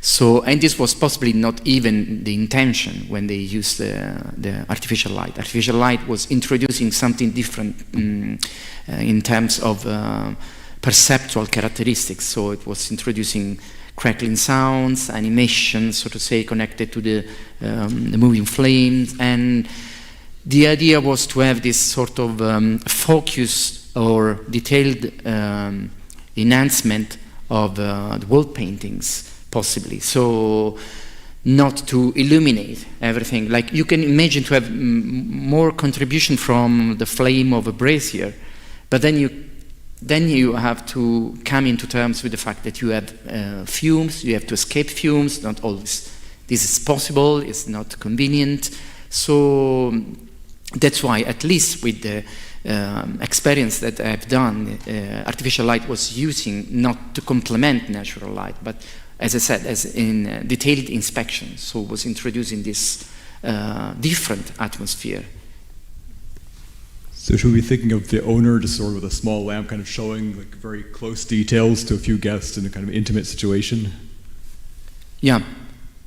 It's, as I said, it's close inspection that could have been possible. So, or then a general atmosphere that you could create with lamps, of course, and shadows. Thank you. My second question is for Clara Pinchbeck about the Red Monastery. And we've been having this sort of ongoing conversation here at the school about the use of spolia. So I wanted to ask a little bit more about that granite block you showed at the very end, that the children are sitting on from the pharaonic block, and like more, if there's any other spolia that are apparent from the 3D reproduction. Oh, that's a great question. Yes, actually, in the monastery, there are two columns. Sorry, I'm putting myself in the space of the monastery. Two columns when you face the eastern lobe, so the central lobe of the triconch. They're on the first floor, and they are red granite columns that were definitely spoliated. And you can see them in the model. And I think that potentially in future iterations of the model, maybe that can be something that can be clicked on or I think be discussed more. In Elizabeth Bolman's Red Monastery book, 2016 book, she touches on that a little bit. Thank you. Thank you.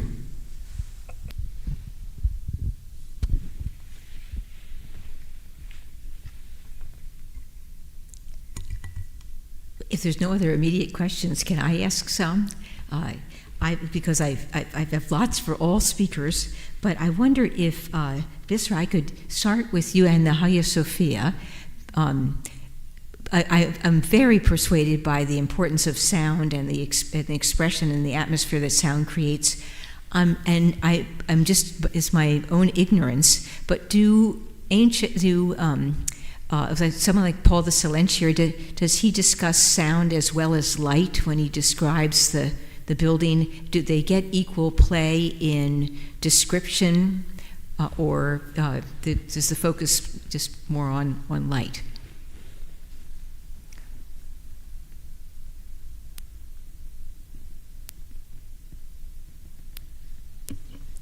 So Paul the Silentiary does, in the middle of his ekphrasis, he stops his movement and he says, "Where has my speech taken me?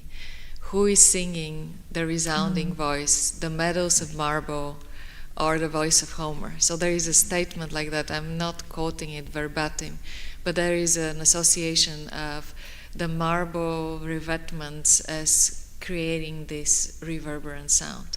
So there is one place, Maximus the Confessor has a very beautiful, almost chiastic phrase. So this, Paul the Silentiary wrote the ekphrasis for the re-inauguration in 562, 563. And then Maximus the Confessor in the late 6th, early 7th century was a courtier. He rose very quickly within the imperial administration before he abandoned this life of the court and the city and became a monk and had another career. So anyways, his words when he writes in treatises on with mystagogical importance, he speaks about the silence of the reverberant silence of the mind, which is reflective of the sound around the divine throne. So there are snippets that speak about reverberant sound. Thank you. And can I also ask the microphones that came down over the top of the head and created the reverberation? I'm fascinated by how that was I don't know what the right word is, how that was created or manufactured or digitized. Can you say a little bit about that? Happily, just as the work of people working with extended reality, the technology changes very quickly. So by now, it wouldn't be the same setting. The importance of the microphone is to collect sound with minimal room acoustics. So it is from individual channels of each singer, so that they could be processed separately and that output could then be played through the loudspeakers in the room. So this is the reason for that. And the technology, as I said, had already changed. It is a different arrangement. We don't need to do it on the head anymore.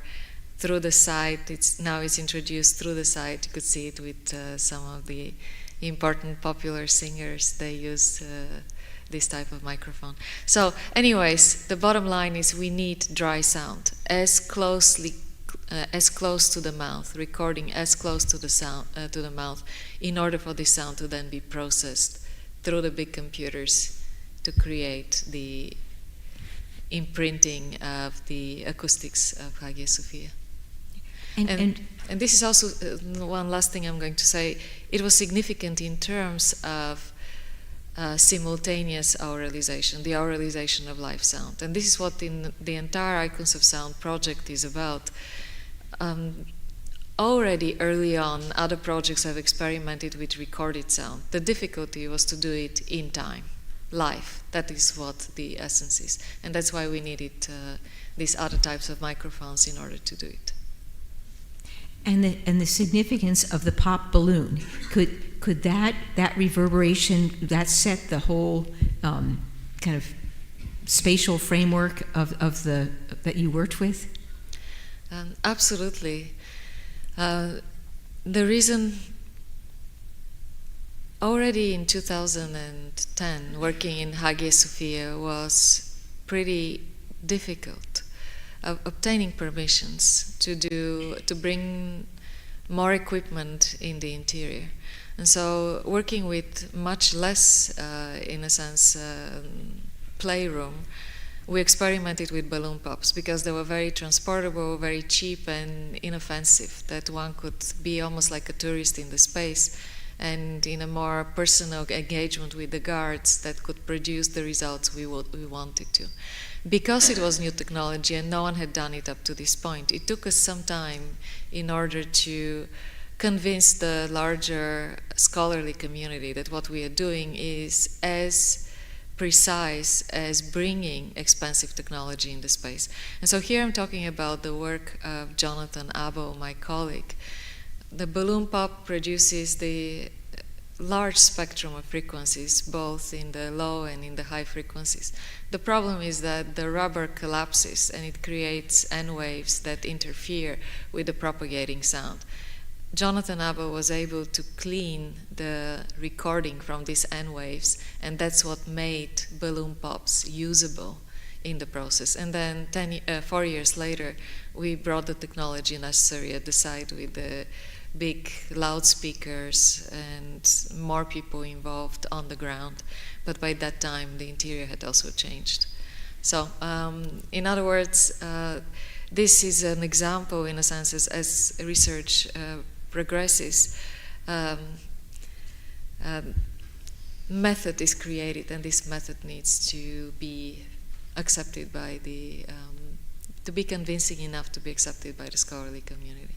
Protocol, as many of the speakers introduced in the discussion. So the balloon was a protocol.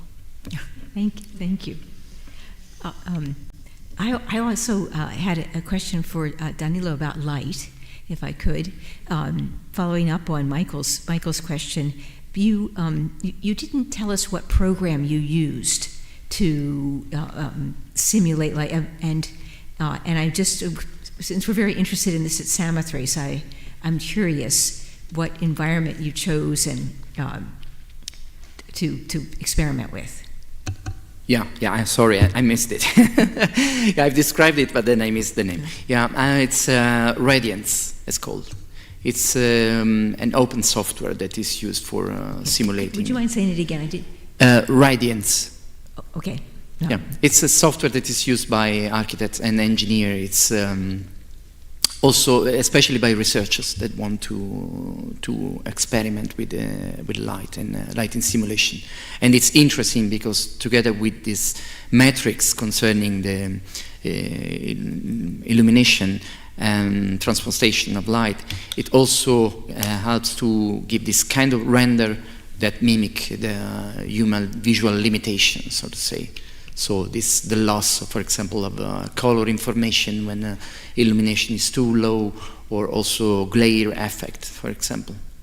So it's and you can produce these 360 panoramas that are also very interesting. Yeah.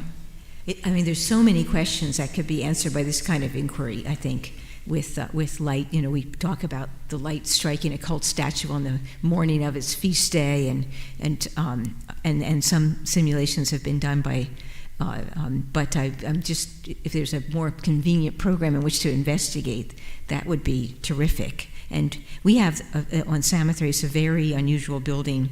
It's one of our biggest buildings that seems to actually be just a completely enclosed rotunda there's a debate about whether there was any windows, but the consensus is no, so there's simply the door, and then whatever artificial light can be brought in, and yet it has a extraordinarily elaborate gallery of Corinthian engaged columns, which clearly were meant to be seen. So we have this burning question of how, and so I'm very eager to talk to you a little more about that kind of simulation. I don't want to hog the floor here. Are there other questions? Can I just follow up with a question then? Danilo, and forgive me if I misunderstood the process you were using. You were having individuals kind of go through it. And I'm wondering how you might in the future try to account for furnishings inside these houses and the fact that you would actually probably usually not be by yourself, and if that impacts attention in any ways. Yeah, when it comes to, you asked about the presence of furniture. And other people. And other people. Yeah. The idea at starting point for this research was not, especially when it comes to lighting simulation, was to not to produce a model with furniture already placed in the room, so to say, but instead to do it the other way around. Now, I didn't have the time to present other details concerning my research, but I was able to produce a very high-resolution net of measurements in the house for all the 4 periods of the year, where it was possible to leverage on these results and to understand possible location for the furniture. So the level of illumination, what is usually done in lighting design nowadays, is that you measure, you use, for example, this table, and you see how much light is hitting this table, and this is called lux. And this is a unit of measurement that's used for understanding if you can perform certain tasks, for example, like holding a speech or writing, or and then in a specific case of the house, I didn't have furniture placed in the room. So what I've done is I've just calculated a lot of points in the space, creating a sort of spatial net of points. And this gave me the possibility to approach this the other way around. So by looking at the results, I could find, for example, parts in the space that could have been more suitable, so to say, where to have a table or a bench, and this helped me in a way to virtually place and understand where possible location for furniture. When it comes to the second question, to the influence of people, this is actually something that is currently part of the project that I'm starting now, that is more focused on darkness and the presence of body in the space. And so the idea would be to include those bodies as avatars, but connected with real people through a technology that's called motion capture. Mm-hmm. So yeah, it's part of it. It's in the making.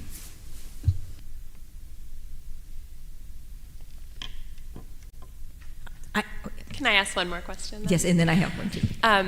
And this could be for anybody, but maybe you might be able to answer it, Vasilis. I'm not well versed in agent-based modeling. Is there a way or a need to account for irrational human behavior in these kind of, well, it's a good question. I guess there can be, because they are developing models to, for instance, our colleague, his research basically is to do crowd dynamics for real-time scenarios where people trying to find the nearest escape from a fire in a building. Okay, and in the model he has built, he noticed that some of the agents, they actually acted irrationally, and they went into the room with the fire and they burned. So, because you train the agents to deal with real life scenarios, there are people there are agents that, as normal people, we can act irrationally. I can guess we can do that because in the examples I showed you, we used only 3 dots. But I mean, if we have put, let's say, 500 people moving to the fort, yes, some of them, let's say the fools of the village, they could move towards the enemy forces. Yes, it is actually part of the gaming industry, because this NPC I showed you is based on whoever plays games.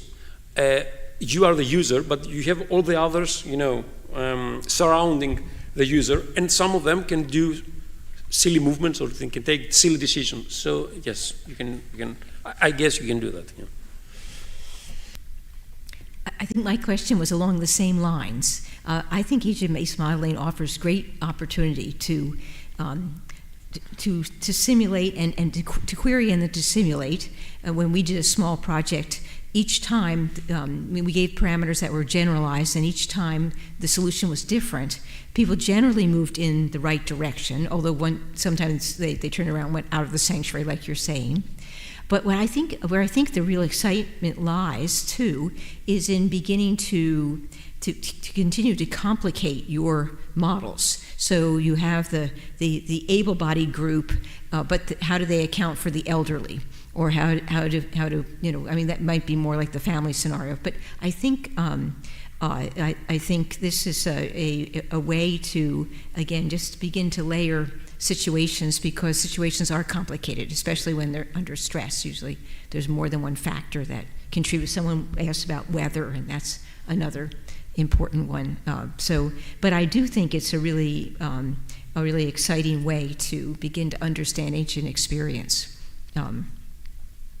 If I may add, actually, I mean, what I showed you was a little bit, structure example, but the possibilities are limitless. I mean, you can do whatever scenario, and you can mix groups, so you can basically check, let's say, human behavior in the best way possible. I mean, still, we don't know how the people in the past reacted, but I think this gives you, and that's what I was discussing with Dimitris, gives you a window, offers you the possibility to at least to understand how these people, did their decision making.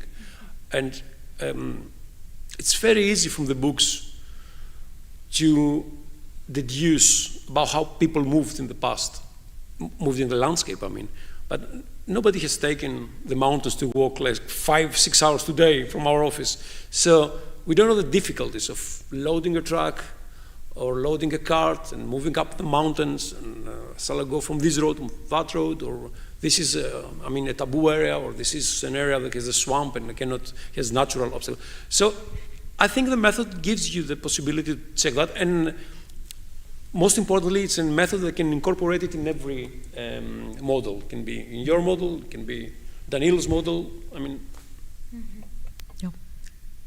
Yeah, if I can add on to that. I think Willard McCarty talks about how we model the actual, but we simulate the possible, and how we're kind of getting to, with all of these simulations, this notion of a kernel of truth. Yes, exactly. And it's very exciting to see that. Clara, if I could pick up on your theme and then maybe expand it to generally for this conference, I do think that spatial modeling is an extraordinarily valuable pedagogical tool, and I think that the embodied experience is. I think we're all believers. I really do think there's a tremendous amount to be gained and to be understood. I guess my question now is how to hold on to that. We've been only able to do demonstrations and or watch presentations, but how do we create platforms and environments where this can be readily accessible for either just for pedagogical use? Do we create a series of programs of buildings for a class on architecture that uses the headsets as a key part of it? Are there ways to present this work on the internet that could get close to the experience. I'm trying to protect the ephemerability of it. So just anyone who has a thought, I'd be interested.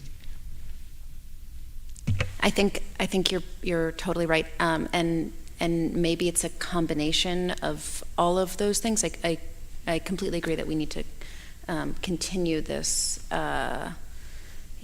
Make this technology more accessible, make the headsets more readily available, and also having videos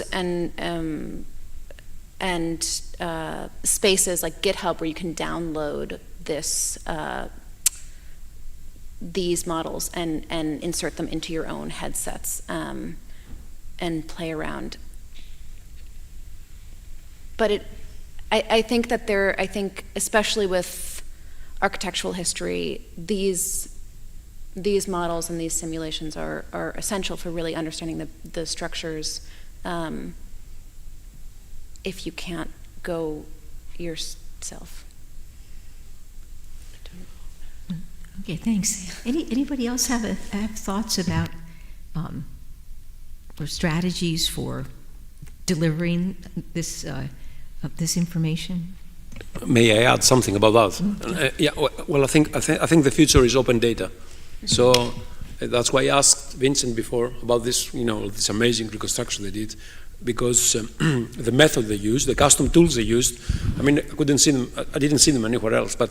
And Vincent told me that it's a public-funded project, so all these tools are open. So what we need, and mainly I speak from the GIS point of view now, which is now the big thing there, it's open data. So you can download whatever you want, you can use them wherever you want, without having the exclusivity that we had 5 to 7 years ago.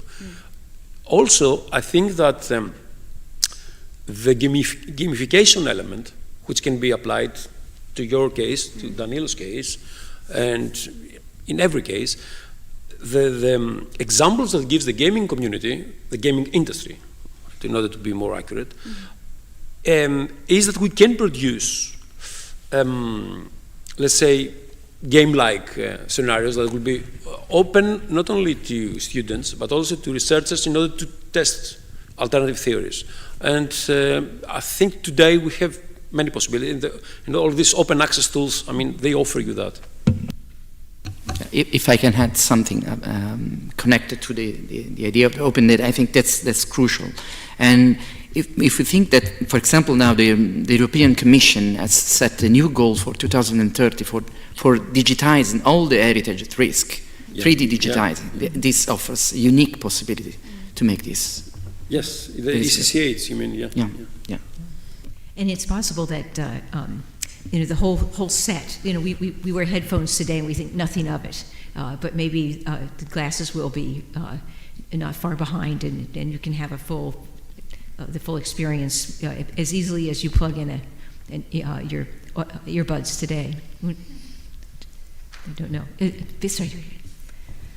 I also think that we are also humanists, and our writing is important, and the way we write is important. That's also one way to disseminate. It is a variety of media through which the information could reach audiences. I believe that exhibitions are very important. That's why, in a sense, your project on Samothrace has several different wings through which it addresses audiences, and that is powerful. And last but not least, my experience with Cappella Romana, the fact that you could listen to this music and it's available on Spotify, that's another way and another arena in which what we study could be presented. Performance is very important. Concert space, in addition to an exhibition space. So multi-pronged, and writing, the power of writing. As so much in the session last night, one of the essential ideas is how you tell a story. And to me, how we tell a story, that's words as well, not to forget. Oh, Tina, good, yes. Yeah, I think Dimitri has it. And I think we just open up the discussion for all papers. Maybe we don't need to go out and come back. Let's maybe find our final discussion now, then, and then still have the screenings and the exhibition and one last round with the Samothracian tour. And coffee. And coffee. Absolutely. Okay. I was just going to pick up on this thread of performance and imagination, and to say that I think that one of the lasting impacts can be in the theme of imagination that is more difficult to track, but I think there are potentials in these experiences then shaping the imaginative frameworks that people bring into their everyday lives. And if you think about a space like the Hagia Sophia, which has undergone such transformation in the use of space and how that can be, that these are dynamic kinds of experiences. And again, it might be hard for us to know exactly, but I would think that in terms of how human beings, how communities are always seeking out different ways to live, that these connections to ancient environments might spark something about their way of interacting with the environment and with each other. Thanks. Any other thoughts or comments for any of the speakers or any of the projects? Can I ask a question to one of the speakers, to Clara? Can you share with us what is happening right now at the Red Monastery in terms of how is your project and Elizabeth Bolman's project present at the site? Is the possibility to travel through different heights within the space also present on the site or not? So tell us about Egypt, the actual site. So from what I understand, there are no HoloLenses at the Red Monastery, and I also understand it to be it's currently it's a working monastery. So really only men are allowed in, and sometimes special cases women are also allowed in, and I think there is signage suggesting the HoloLens, but you are not able to go up on the there is no scaffolding anymore. They put it up when they were conserving it. I know that Dr. Bolman was able to go up and look very closely, but that's no longer the case. So really the Red Monastery gives us these extra insights into the space in a way that when you go, you won't be able to see the same thing or potentially even enter. Yeah, thank you. So I just wanted to, I think these comments about open data are really important. For the mixed reality experiences, though, that we've been seeing, they require hardware, which may go back to Bonna's question about how we make this accessible to students. And, you know, I was asked numerous times about the possibility of having these headsets on site at Samothrace, and there's huge logistical and infrastructural challenges to doing that. So I think it is, just to go back to, for those of you who are here or watching, last night to Julia Shear's question about the questions of economies of money and power that go into what we're producing for these technologies, as affordable for some as headsets, et cetera, are becoming. I think it's worth keeping in mind when we talk about this expanded accessibility of sites that we can't visit in person, who actually is getting this new accessibility. And I think a lot of these projects that we've been discussing here and similar projects are taking place, you know, at universities. And it would be great, I know some are, but great for, I think, more institutions to think about partnering with, you know, neighboring communities, stakeholders, as we might put it today, that are outside the institution, whether that be in secondary education, community groups, religious congregations, and so on. Yeah, if I can add on, I think also putting all of your putting all of your data and your models on GitHub is another way to make this much more accessible. I mean, all of these are available to be put on GitHub, and anyone in the world can come and download them if they are on the platform. Thanks. Maggie, is there anybody on the computer there that has a question by any chance? Okay. Can I add some last remark? Yeah. Well, I think that, from yesterday that you showed how the students got involved. I think it's crucial for archaeology or history students, and I don't know how is the situation in the States. It's crucial, even in the most simple level, to get involved in these techniques, to have courses in the university that they get actively involved in creating even the crudest, models. So, we cannot hide behind our finger, because these methods are now part of the way we teach archaeology, let's say, or history. So, the more they get involved, and I really like the fact that it was not only taking feedback from them, but actually you told me they were helping in creating the model. I think it's crucial to get more young people involved. They're more familiar with the technology than us, let's say. So this will potentially open new perspectives, not so much in developing new technology, but actually know how to apply it or to tailor it to fit in their own research interest. That's a great point. And I think people use GIS all the time, but they don't know that they're using it necessarily. And to be more intentional would be huge. If we have no further... Oh, no, Michael, sorry.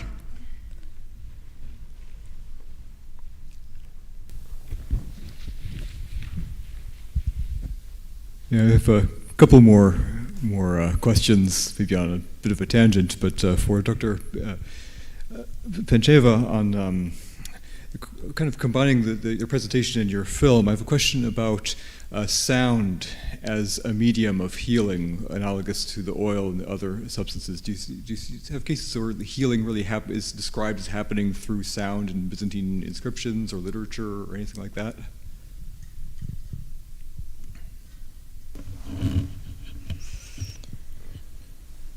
It's a beautiful question. I cannot answer it precisely.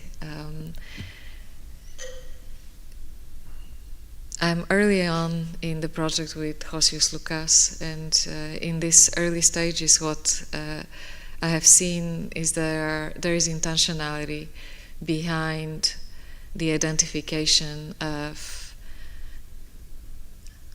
pigi and pligi, wounds and streams of healing.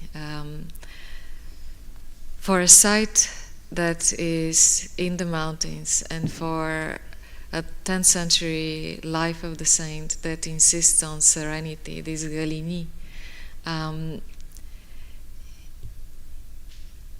the study needs to go in terms of the embeddedness of architecture in the landscape, and how much silence and man-made sound are combined. I don't have a precise answer. It's a beautiful question. Thank you. And my second question is for Clara Pinchbeck. Okay, I have to get my mind back from what. Let's see. It's kind of a question about maybe an excessive access. Because you mentioned, first of all, is the site a functioning monastery right now? Yes, it is. And so, in some ways, it's wonderful that the software provides this access, but in some ways, it's also a very different experience from what ancient people would have had, because a lot of people would have been coming there for an arduous journey, perhaps, or maybe they would have lived there for years in the neighborhood, and they would have had maybe less access than we have, because again, maybe it would have been dark, maybe it wouldn't have been so well lit. So any comments about this contrast? Yes, yeah, I have a view. Thank you for that. Well, when thinking about the Triconch Sanctuary, really, if you were in antiquity a practitioner and you came and you were worshiping, you would really just get a view of the eastern lobe, because the sanctuary itself was reserved for members of the church, or higher up members of the monastic order. And so it would have been just them who are seeing this expansion, this triconch expansion, so 3 times what one would have gotten, and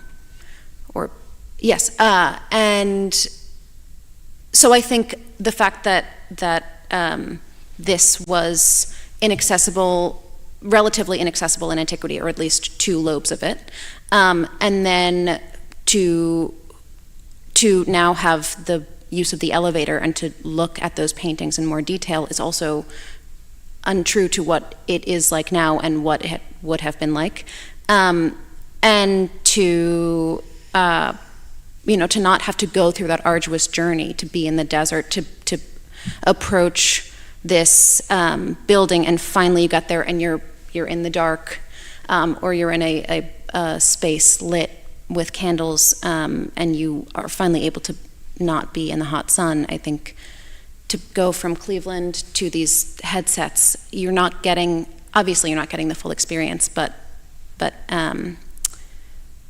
I think, I'm trying to think how I think it's a great question, because there are levels of accessibility at every single, and obstacle and barriers and obstacles to that accessibility at every single part of this church's history, even today. Thank you. Thank you so much. Can I just add something really quickly, because it's a very good question. I think this gets back to some of the topics that Tina raised in her closing talk last night, for those of you who heard it, about how there's a certain tension in us trying to understand ancient sacred spaces or modern sacred spaces, many of which are sacred precisely because access is limited or difficult. And so I think one question, as humanists, that we probably should be keeping in mind and thinking about very intentionally is how these projects of ours affect the sacredness and religiosity of the spaces whose sacredness we're trying to understand in the first place. Sorry, I didn't mean to interrupt. I know you have another question. You have another question? That was the other question. Oh, sorry. No, that was my second question. I might think of more in a few minutes for over coffee. Yeah. Okay. Michael has declared that coffee is a good idea. So I think perhaps at this point we can thank all the speakers and the audience as well for wonderful papers, great participation on the part of the audience. We still do have one more screening of a film here. I suggest we all get a chance to get coffee and then can come back for that. And then there's also one last round with the Samothrace model. And I think we probably don't need to come back again and talk some more. At this point, I'll thank everyone. So, Bonna, do you want to suggest a time that the films will start, just so people know? Yeah, let's. It's 4:43. Should we say 5? So we'll have last filming at 5. I think we plan to be totally finished by 6. So I think if that's okay with Dimitri and Konstantinos, that would be perfect. All right. So thanks very much to all.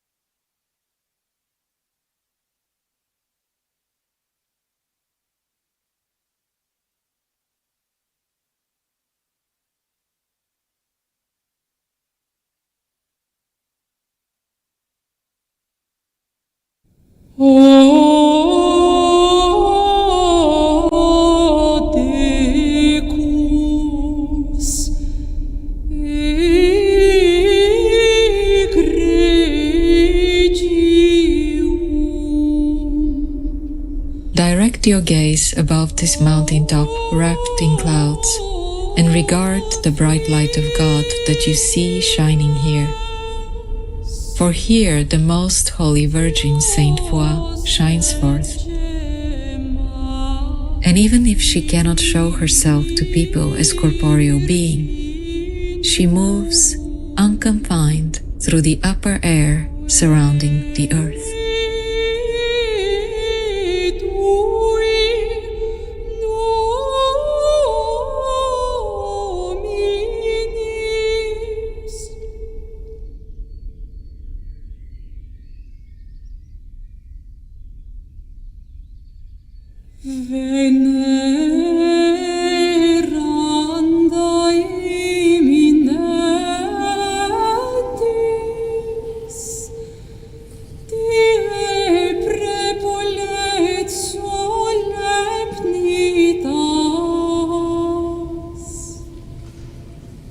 medieval viewer encountered Saint Foy through the festal liturgy, where her story was narrated in chants.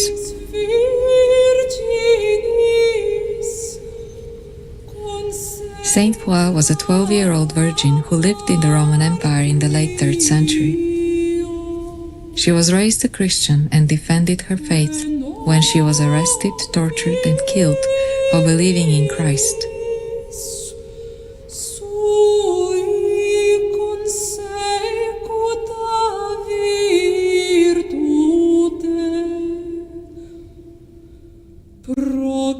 This decorated initial from a late 12th century manuscript explains how the monastery preserved and enacted her memory through the liturgy. A monk proffers a book across an open tomb. This symbolic gesture resurrects the protagonists, Saint Foy, her follower, and her executioner.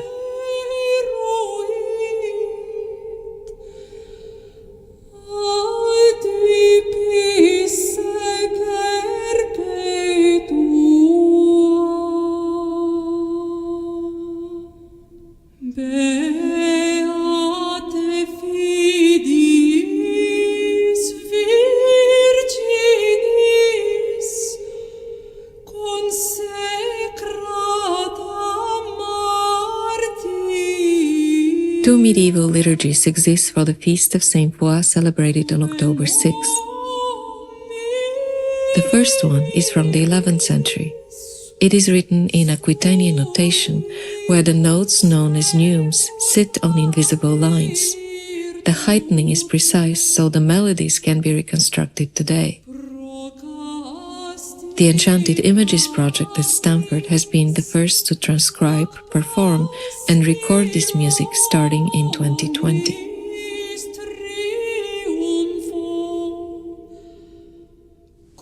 A second liturgy composed in the 12th century also survives. Its notation is even closer to the modern standards, as the notes sit on visible lines. And this music was recorded in the 1990s.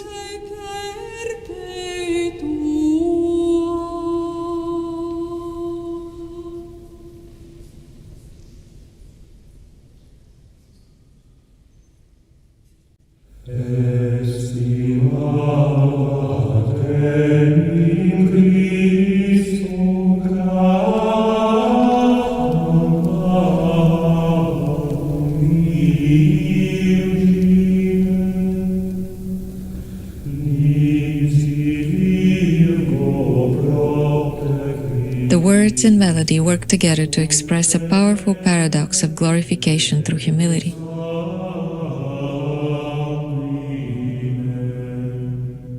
The name Christ appears twice, first sung to the high tones, then to the low, and the repetition of the word virgo does the same.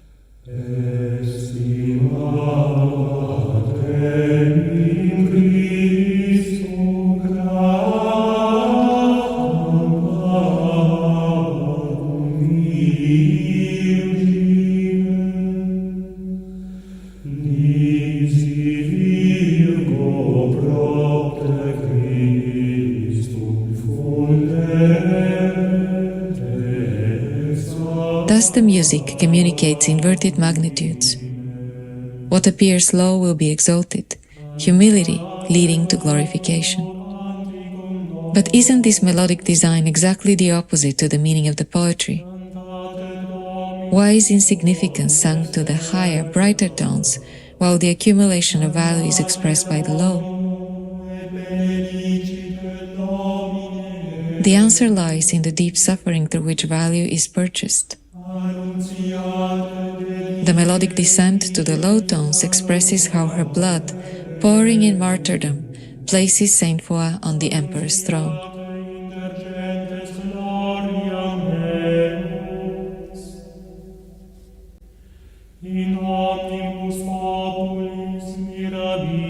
Christ is the model.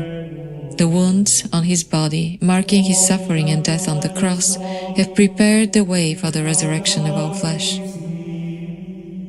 Nakedness speaks of utmost humiliation that paradoxically leads to glorification. Saint Foy mirrors him. On the facade, she is the humble servant, interceding before the Lord. Yet, in the interior of the church, she is the majestic ruler in her golden statue.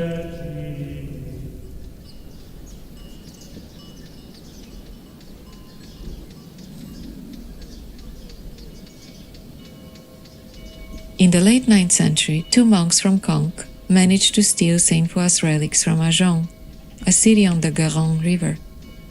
They brought the saint's body for veneration to their mother monastery. Here, her skull was soon enclosed in the wooden core of the statue, and this image was covered in gold and gems. The presence of the saint's body in this glittering statue is what secured the success of Conques as a magnet for the faithful, transforming this monastery into a site of healing and divine grace.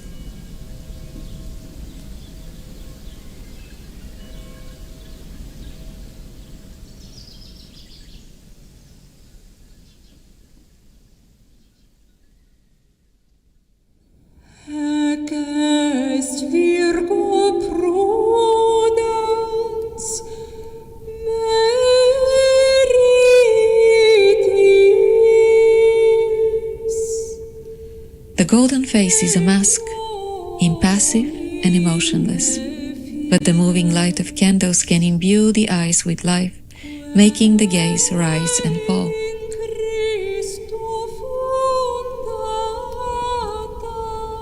This animacy restores agency to the image and places the viewer in the position of being observed, placed under the gaze of the statue.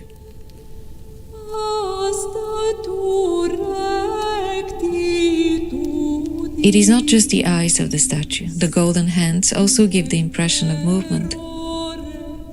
Their shadows rise and fall, creating the impression as if the saint is receiving the gifts of the faithful and reciprocating with blessing.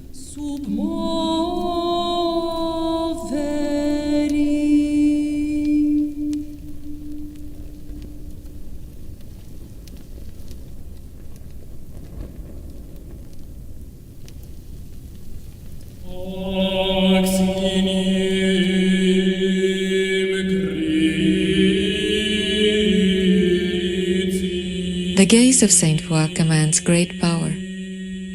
Her gem-like eyes echo the penetrating gaze of Christ the Judge on the facade. His eye sockets originally had lead infill. They shone when the rays of the setting sun reflected off their silvery surface. The face of Christ placed the viewers under his piercing gaze, eliciting fear and stimulating compunction, which are the 2 main channels leading to repentance and salvation.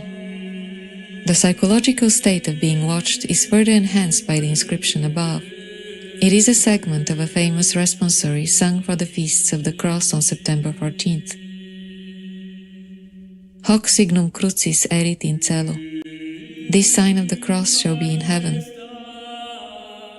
The rest of the chant is not written out on the facade, but any medieval viewer would have recognized the words and been able to recall their sobering message.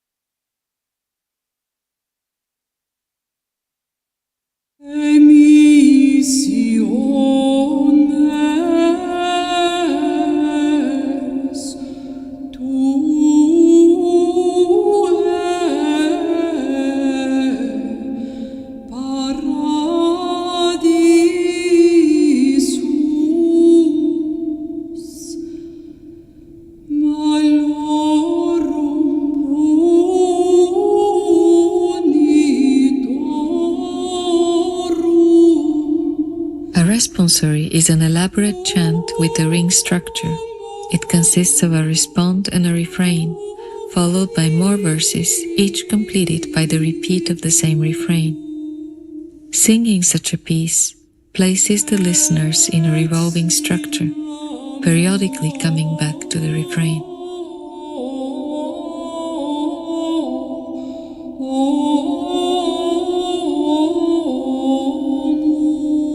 The spiraling structure of the responsory mimics the round dance of the stars.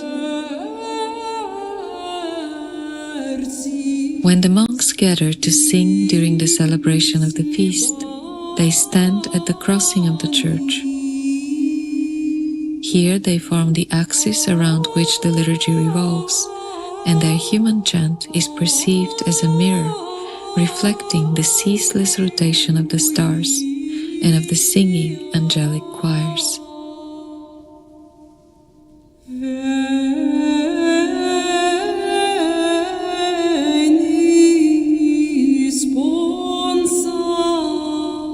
As the earthly chant revolves, it uplifts humanity on a spiral, leading to a fusion with the divine.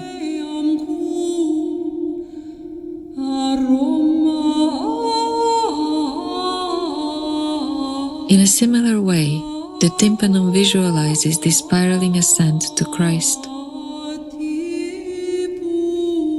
Saint Foy initiates the journey. Her prayer leads to the rise of the dead. Some souls enter paradise supported by her intercession. The path of salvation continues in the register above. The two female figures progressively turn. The procession pivots, falling in line with the Virgin and Saint Peter, who lead the return to Christ.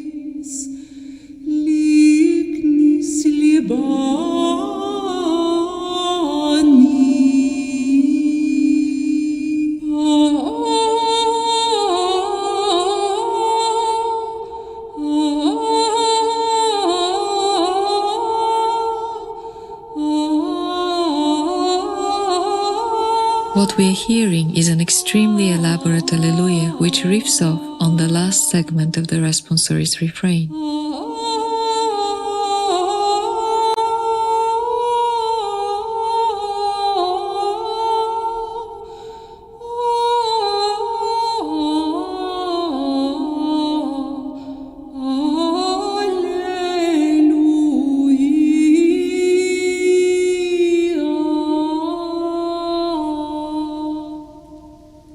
The Alleluia melody is then repeated one last time, and now every note is a syllable, building a vision of transcendence.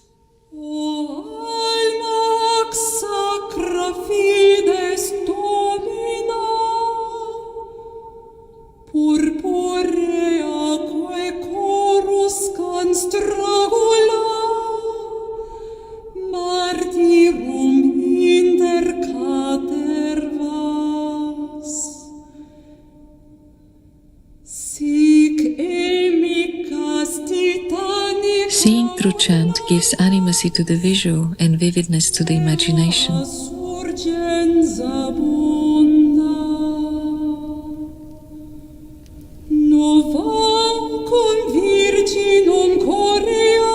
Decoupled in modern times, medieval song and image are drained of their power to uplift the audience to the divine.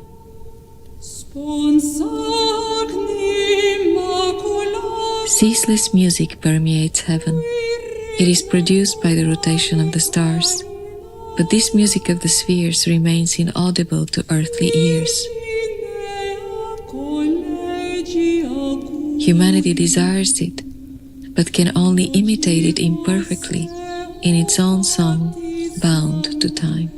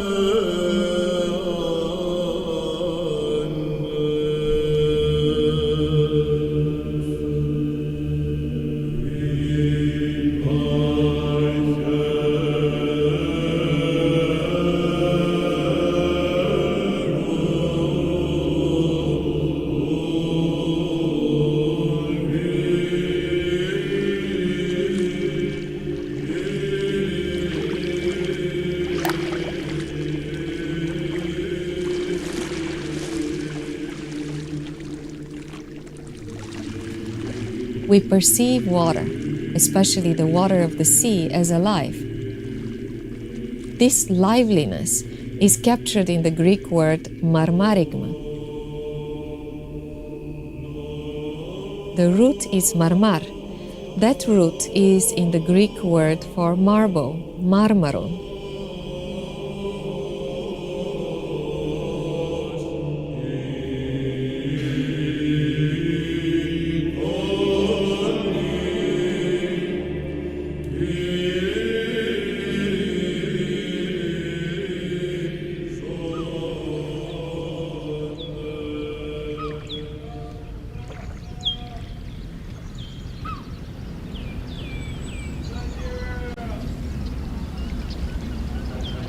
Hagia Sophia is the Cathedral of Constantinople, a church dedicated to the abstract concept of holy wisdom. It was built in the 4th century, and it went through at least 2 basilica buildings until, in the 6th century, Justinian constructed the central plant building with its magnificent dome.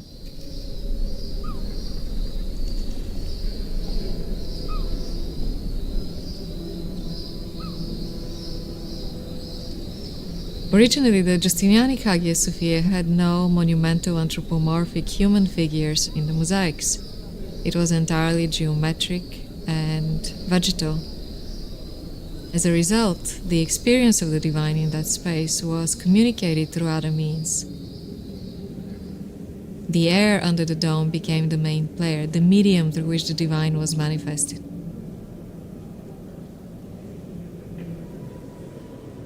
I've always found this gallery so beautiful. Have you seen how they're not aligned? That the columns, they're not aligned with the ground level arcade? There are no axial lines that extend vertically, and that creates the impression of the building suspended from heaven, because nothing grows aligned from the floor to the ceiling.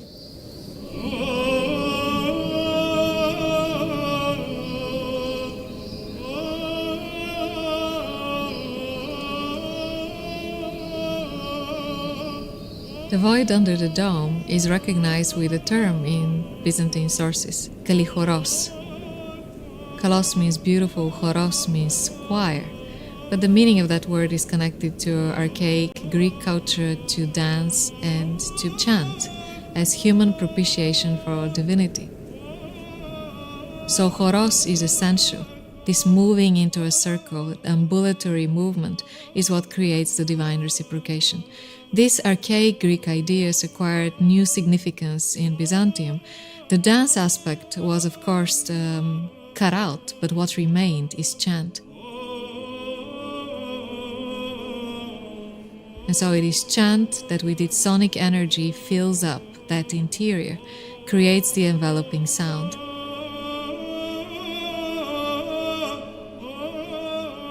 The sound waves are reflected in this interior from the polished surfaces of the marble, the floor, the walls, and the space sustains this reflection and reverberation for a long period of time. So the chant, in a sense, both comes from the mouths of the singers, but that continues to resound within that space, like a divine bodiless voice that you cannot see but you can hear.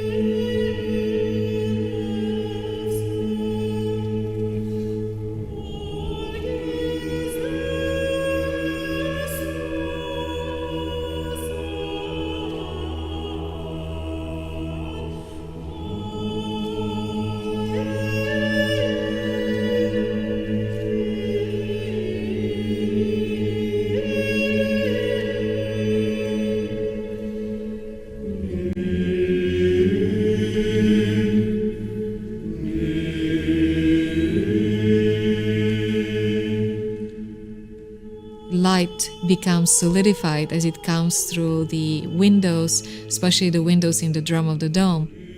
and fills up the Kalichoros with radiance, creating this sphere of light. Columns of light dematerialize what are the real columns in the space. They feel as if their form is dissolved. It becomes a space in which you enter that world of imagining the divine, without having the divine being exteriorized and pictured on the walls.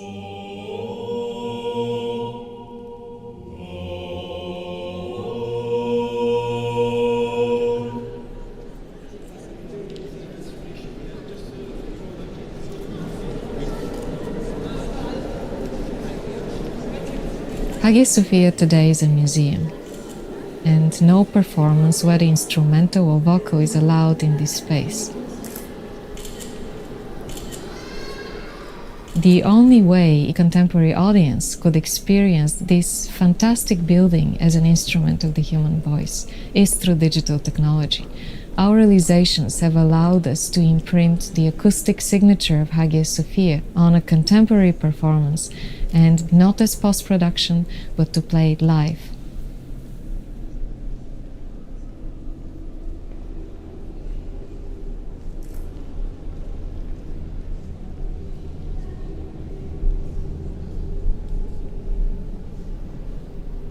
When you're singing in Hagia Sophia, the sound radiates from your mouth, it goes and it fills the building, it interacts with the colonnades, and it interacts with the dome, the semi-domes, comes back to the listener, and brings copies of the sound that came out of the singer's voice a while back.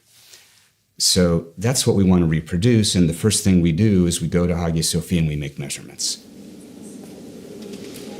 In 2010, Bissera Pinchbeck went to Hagia Sophia. She had a couple balloons with her, talked a guard into popping a balloon, standing where the choir would be, and she, was wearing a couple microphones by her ears and a little handheld recorder. The balloon pops.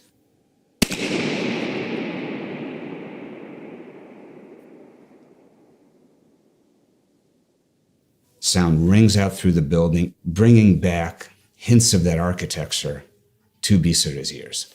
All right?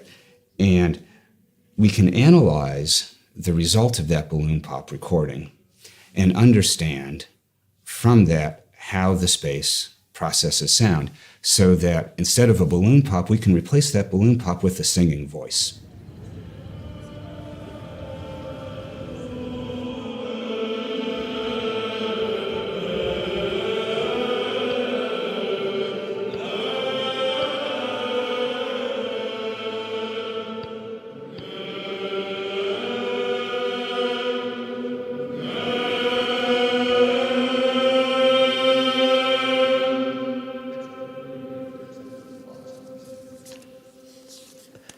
Wow.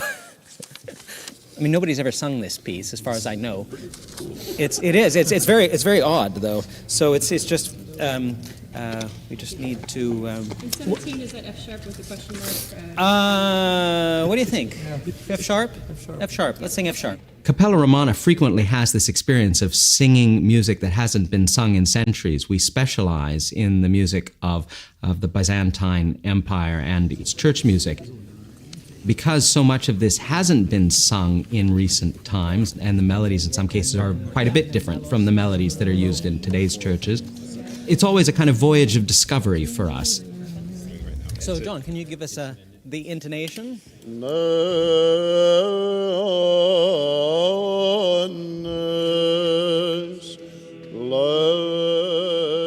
The oralization adds to our experience of singing this music in terms of giving a sense of space, especially in terms of understanding what kind of tempo might have been correct for this music. As a singer, you're always reacting to the environment around you, so this is a chance for us to have some sense of what it would be like to perform it in Hagia Sophia. Now, when we perform in a place like Bing, using the oralization technology, we have to bifurcate our brains a bit. Because effectively you're dealing with two acoustics, the acoustics that is heard by the audience and your acoustic on the stage.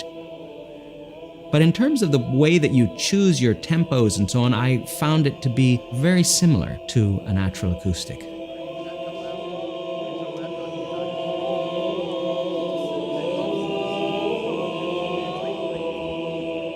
The singers are performing as they would perform in Hagia Sophia without amplification.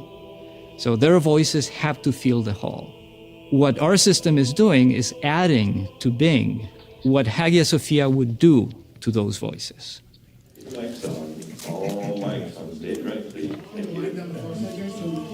In this case, the microphones are doing something different. They're feeding an algorithm that is generating the reverberant sound field that would be inside Hagia Sophia. Then those signals are sent to the speakers. But those signals are just what you would get in that space from sound bouncing from the walls. And that's what actually creates the reverberant sound field of a big space. Even the reverberant sound field of Bing, in which we are now. So if I clap, you get a decay. That's the reverberant sound that goes to silence. And in Bing, depending on whether the curtains are deployed or not, that can range from 2.5 seconds to maybe 2 seconds, a bit less. In Hagia Sophia, this time is about 12 seconds. Well, at first it's just like singing every day, and then they turn on the acoustic and you think, okay, there's the space I'm in. That's fascinating. That moment when it first comes on.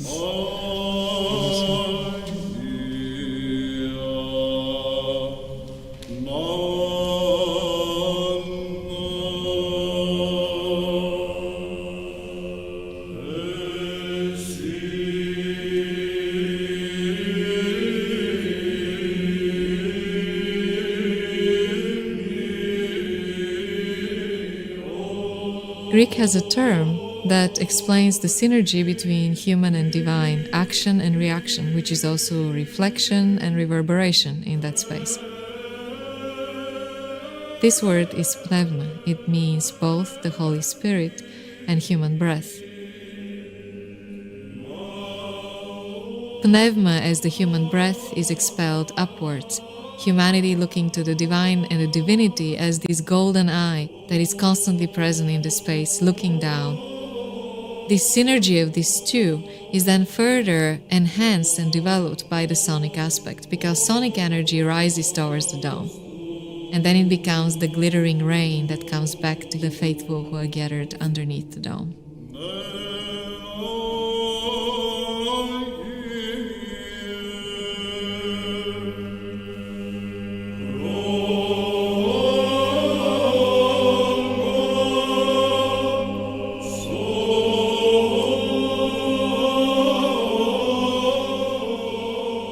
People like to say, especially in the context of Greek Orthodox Church music or chant, the main objective is to convey the text and enhance the text.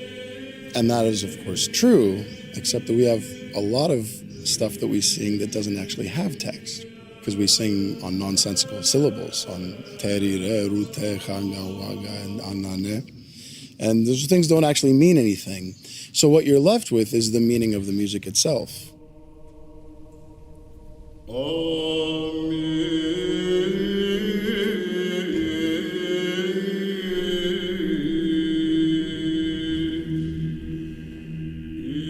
This is music that was designed to bring people in, to make them involved. Now, in some ways, it did it in a very simple and obvious way by having everybody join in a refrain. Congregational participation was part of it, but also these more elaborate styles of music that use melismas.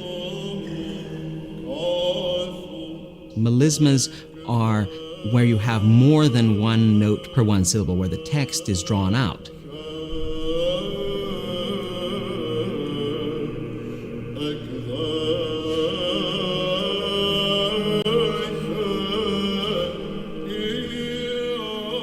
And when you have that type of music, then the immediate intelligibility is obviously not the main goal of what's going on.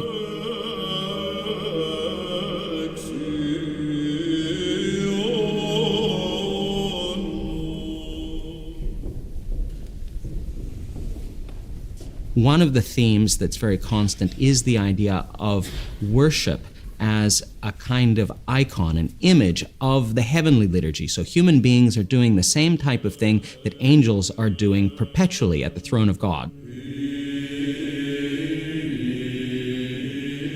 An example, the cherubic hymn, is a type of hymn that the music for it that we have is fairly elaborate. And it speaks explicitly of we who in a mystery represent the cherubim. So it says from the beginning, the singers are saying we are like the angels.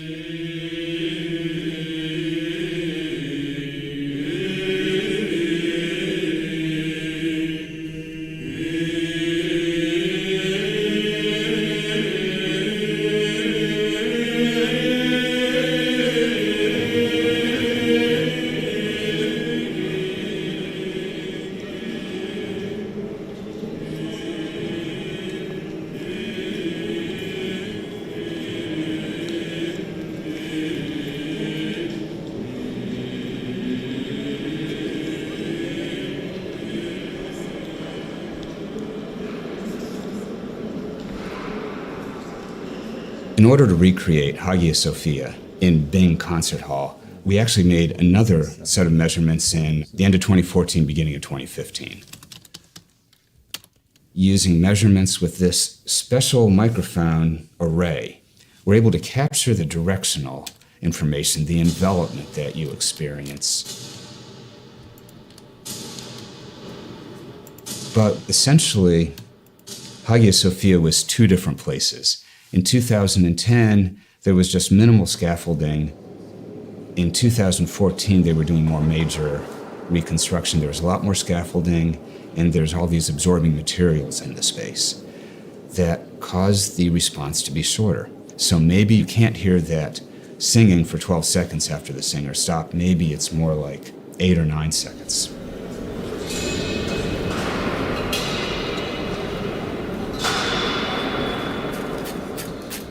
So we analyzed both sets of measurements, and we were able to take the length of the 2010 measurement, imprint on that length all of the directional information that we suspect was rather unaffected by the construction.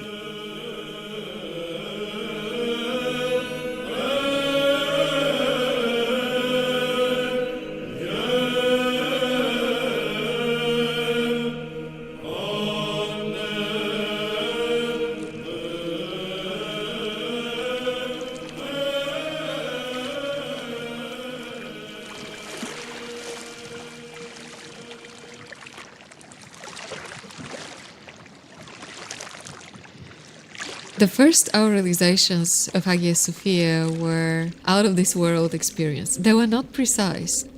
For the first couple of months, it was swimming into a soup of sound. But this inundation of wet sound completely transformed the way I approached the textual evidence that we have from that period.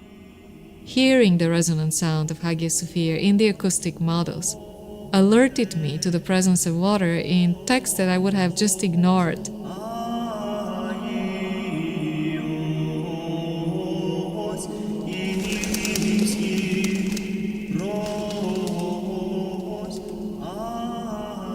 That sound, wet sound, resonant sound, was what made me halt in my tracks and come back and explore further of how divinity is imagined as resonant voice like water.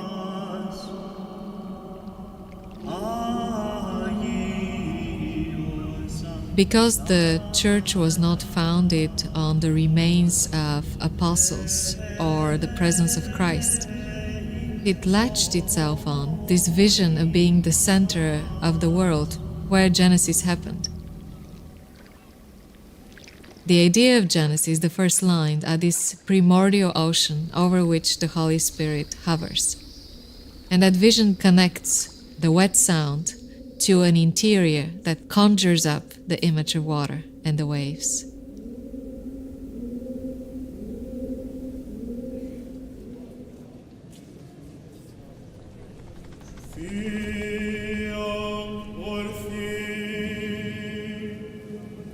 Nel